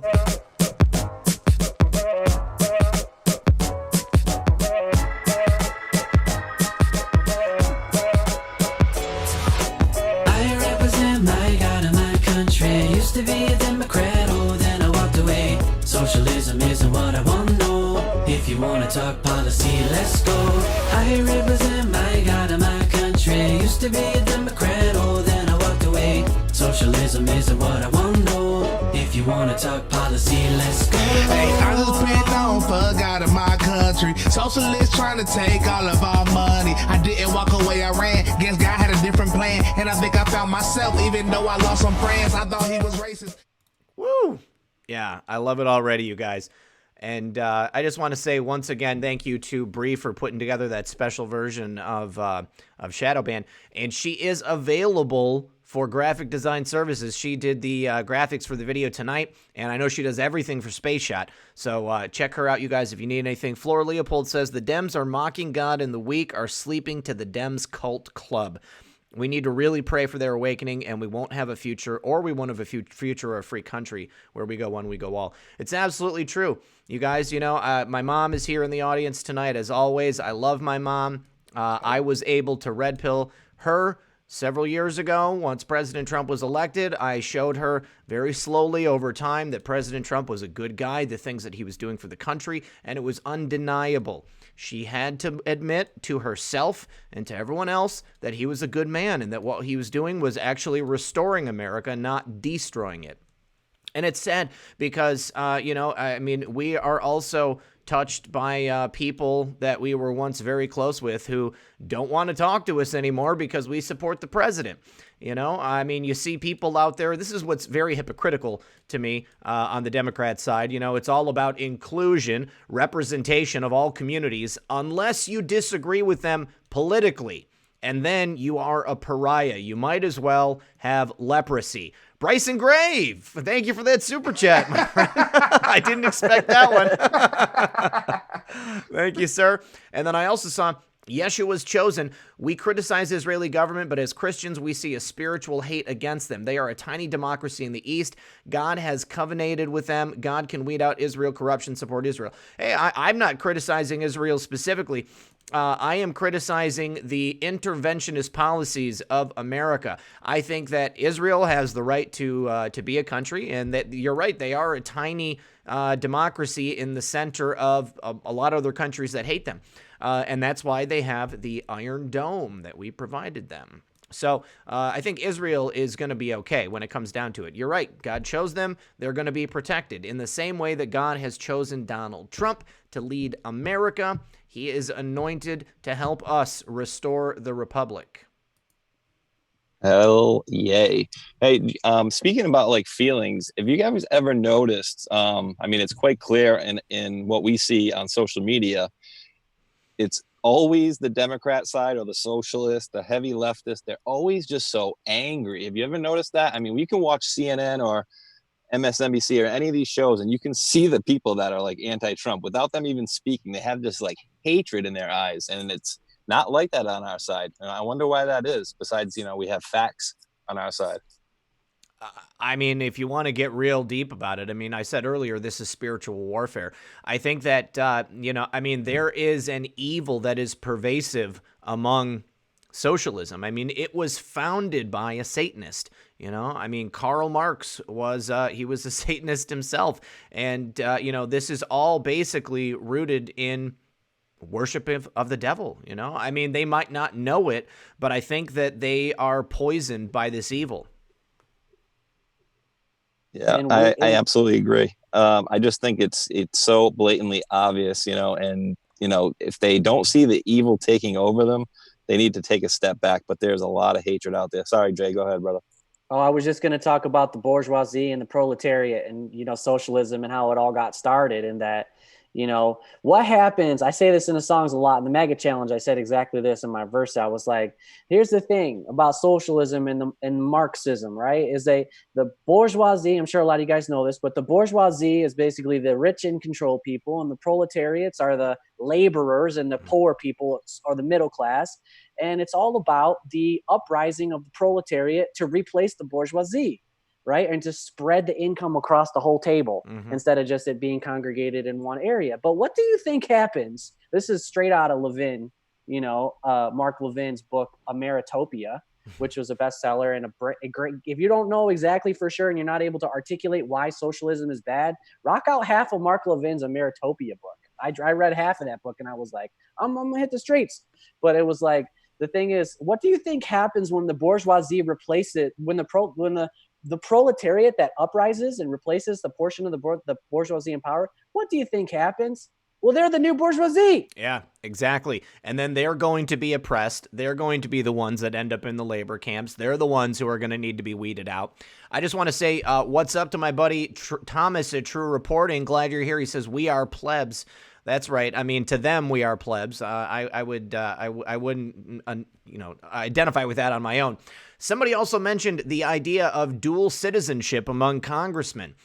We have 20 people who are citizens of the United States and another country, which Q has said we are saving for last. I personally believe that you should not be allowed to serve in Congress. You certainly should not allowed to be the president or anybody in power if you are a citizen of another country at the same time you're a citizen of the United States. You cannot serve two masters. We should only be allowed to serve in the U.S. government if you are a citizen solely of the United States of America. I think that makes good sense. I think that no matter if that country is an ally of the United States of America, we should not be allowed to have people serve in our government if they are a citizen of another country. It doesn't matter what that country is. I think that people need to be solely for America if they are going to be serving in the American government, because how easy is it for them to go and give information to that other country? Even the countries that we have that are allies, it is important to safeguard ourselves against them. Isn't that inherently a conflict of interest? Yes, exactly. It's inherently a conflict of interest. I mean, like inherent, that's weird. Okay.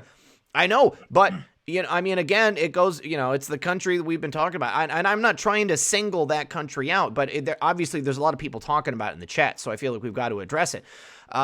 You know, I mean, like, I am all about every country having the right to exist. You know, I think that we've all got, you know, shared values as human beings. People should be, you know, allowed to have their own governments, and whatever that country is, they go ahead and take care of the business in that country.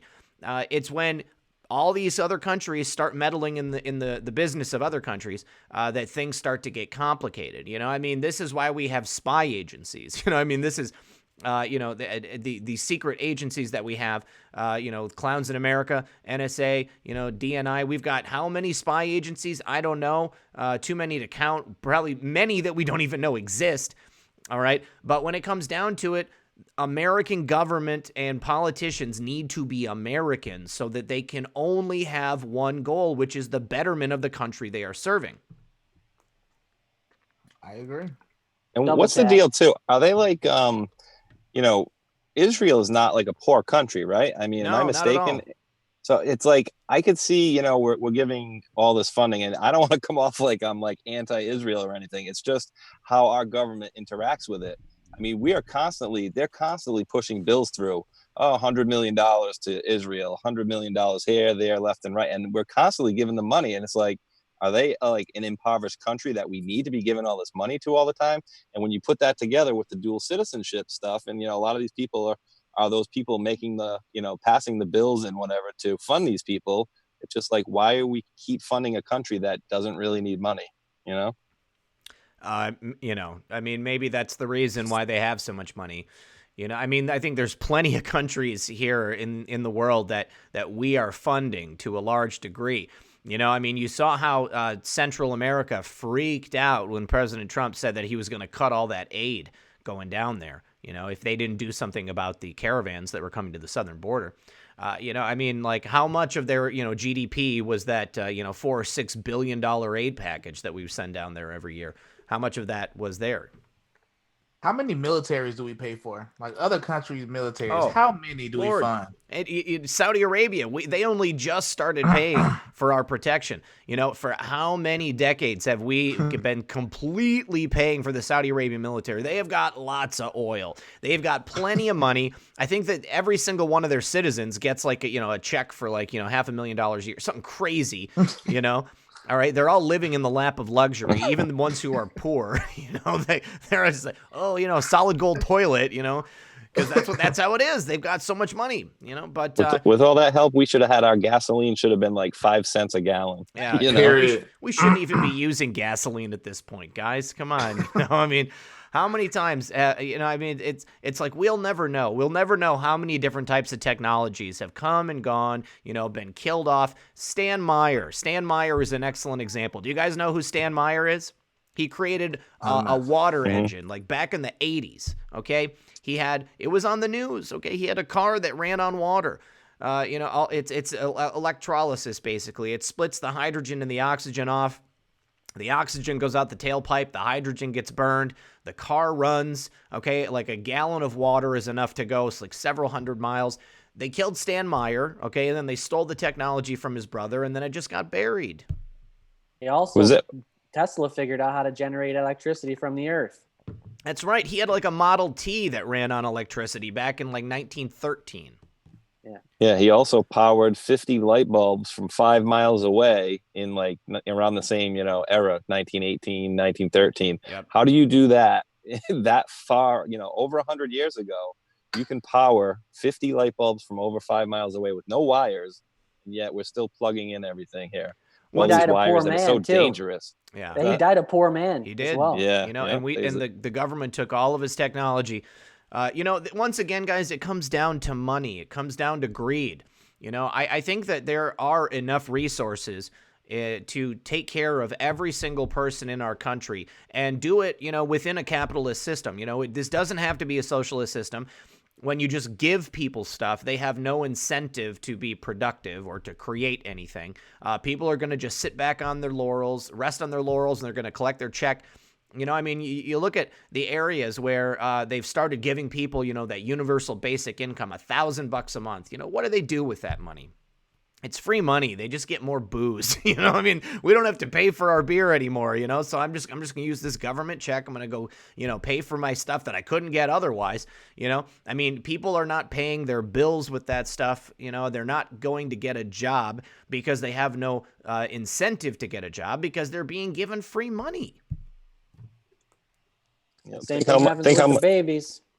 The baby, yeah. Think of how much extra money everybody would have. Like two things: taxes and free energy. Oil, gasoline, and taxes on this, taxes on that. You buy even a used car, you got to go pay taxes on a car somebody else already paid taxes. Maybe somebody owned that car, 5 different people. They all paid taxes on it. I mean, there's so many things that we get taken advantage of. But I mean, that energy thing, we've been suppressed majorly, and I think it's time we get to see the light of day on this stuff. And, they've talked about it, possibly seeing new energy coming soon and, medicines as well. So I'm looking forward to that anyway. That's one thing I'm very, supportive on President Trump on. He's pushed through a couple of different things. I mean, we've seen the cure for at least one type of cancer come out. There's been several different medical breakthroughs since President Trump came into office. And the disclosure of free, clean energy is something that I'm really, really looking forward to. I would love to see him put something like that out. Just because we've got it doesn't mean that So let's say it's a proprietary technology. We go ahead and hold on to that technology. We implement it here in America. We can still sell oil and gas and natural gas to other countries of the world. We are a technologically, rich and dependent society, so we can implement that stuff here. But you're going to have, third world nations, as an example, who are going to need to build themselves up to that point. So go ahead and keep selling our gas and oil to other nations and give free energy here in America, President Trump. All we have to do is turn the industries, the energy industries that we have right now into the new energy industries of tomorrow. We don't have to have a collapse of anything. We don't have to have people losing jobs. I think that it would do quite a lot to push America forward and allow us to enter a new age of enlightenment. Well, it's all this business with say like cancer medicine. We know that they have things that they've pushed doctors out of the country, right? Yeah. So why don't we just give them enough that they'll barely stay alive and they'll die a little bit, but we'll lynch them for every little bit of money that they got and take them for every last penny that people have. And it's the same way on a bunch of different situations that we're facing. And, I think enough is enough. We need to get more loud, I think, on our side too. As opposed to being angry, but we need to be more forthright and more open with what we want to see. Did you guys see the video of the people that went to Nadler's office this morning? No, screaming. Tell us about. We got 5 minutes left. Space Shot. Tell us about it. It's really quick. Maybe I can send it to you in a minute, but there's a few people went into Nadler's office and screaming, "You're not going to impeach Trump. You're not going to impeach." Methods that actually tweeted it out, I think, earlier today. I said, "My new hero." She was just screaming at them. "All right, where is Nadler in a meeting?" "Yeah, they're always in meetings. You are not going to take President Trump out of here. You are not going to impeach him." And so, we need to get more loud like that. More phone calls, more letters, emails, etc. I'd say probably the physical letters might be more might be up the alley, better than emails, because people can just kind of delete that. But if they have to see all this mail and people visit in person, let them know your feelings. More MAGA hats too. We need more people in MAGA hats. If there's anything the government's going to give away, it should be MAGA hats. Yeah, we need more MAGA hats on the streets. For real though, when we fight for our freedom and people are scared to exercise their God-given rights, so I need people to stop being scary. I wore my Donald Trump hoodie out today, and it's dangerous. I know that there's always that chance that somebody might come running up on me, and what do they call it? The knockout game. I don't want to get knocked out. I wore my big MAGA hat to a restaurant. 75% sure they spit in my food, but it was to prove a point. I ate the food like it was the best thing I ever had. And when I was in Washington, D.C., and I got so many people they were disgusted that I was in a MAGA hat. But you just walk around confident. And nobody touched my hat personally. Good. Oh, you guys. All right, we got 3 minutes left. Let's talk about what's upcoming. Tomorrow night, Laura Loomer is going to be on the program. Laura currently has several lawsuits against big tech companies for a couple of different things. I don't have it all written down in front of me, but I just want to say she is going to be here on the program tomorrow. We're going to be talking about that. I'm looking forward to that. I know Laura Loomer is a divisive figure. People either love her or they hate her, but I think that the work she's doing right now in terms of these lawsuits is extremely important, and she stands to set a major precedent in the courts here. So definitely, I think it's going to be a great show. Tune in, and what about you guys? What are you doing tomorrow? Watching you do interview with Laura Loomer for sure. Right, that's going to be a good one. Generally I'll do the Saturday morning podcast, but I'm going to forego that because my main channel is gone. So we're going to actually do the table. Yeah, whoa, the table right. for a week. Really? Yeah, for a week. Yeah, I don't know if you heard, Jay. They went back 15 months and labeled one of my videos hate speech. So they basically shut my live streaming and uploading from my main channel for a week. So that'll be back next week, but on my backup channel and on Patriot News after your live stream. So we're going to piggyback right off of you. We're going to do Table of Titans tomorrow night as soon as your live stream's over. Sweet. So come join us. All right. I certainly will. All right, Bryson, what do you got coming up, buddy? Tomorrow, I think I have another interview at some point. I don't know. This is all brand new to me. I've only had this platform for a month, so I'll just be going with the flow. Other than that, probably going down political rabbit holes and playing Fortnite. You guys, Muffin's here. And playing Fortnite. Hit me up on Call of Duty, my man. You play Call of Duty? I haven't got back into Call of Duty yet. Oh yeah, I love that stuff. Jason, what do you got coming up, buddy? Well, I'll be rocking out the cheese flavored popcorn, watching Red Pill for sure. My wife will be forcing me to do it. Not my wife will be watching it. I'll be watching it, of course. Be trolling Twitter, like always. I actually do get all three of y'all's posts all go in my feed, so that's pretty exciting. And I'm still gonna just be rocking out the YouTube situation. I basically post a new song every Saturday, and I do some preaching and some candid 30-minute chats on Wednesdays, and people actually watch the whole thing, which is pretty legit. And so that's pretty much what I'm gonna be doing. Good stuff. Somebody called Muffin fat. I just want to say she's not fat. She's a dwarf. She's a dwarf beagle. She's got the body of a regular size beagle, and then she's got dwarf legs, like little people legs. She's a wonderful dog. All right, guys, that's it. We've reached the top of the hour. I want to thank everyone for joining us tonight for another fun-filled edition of Red Pill News Friday Night Livestream. Thank you to all my guests, SpaceShot, Bryson, Jason, and thank you to Dylan and Severe who are not here. And we must not forget Bree as well. So I want to thank everyone for joining us. As always, this has been Red Pill 78. I am the Corruption Detector, and this was your Red Pill News for Friday Night Livestream. Good luck, everyone, and God bless.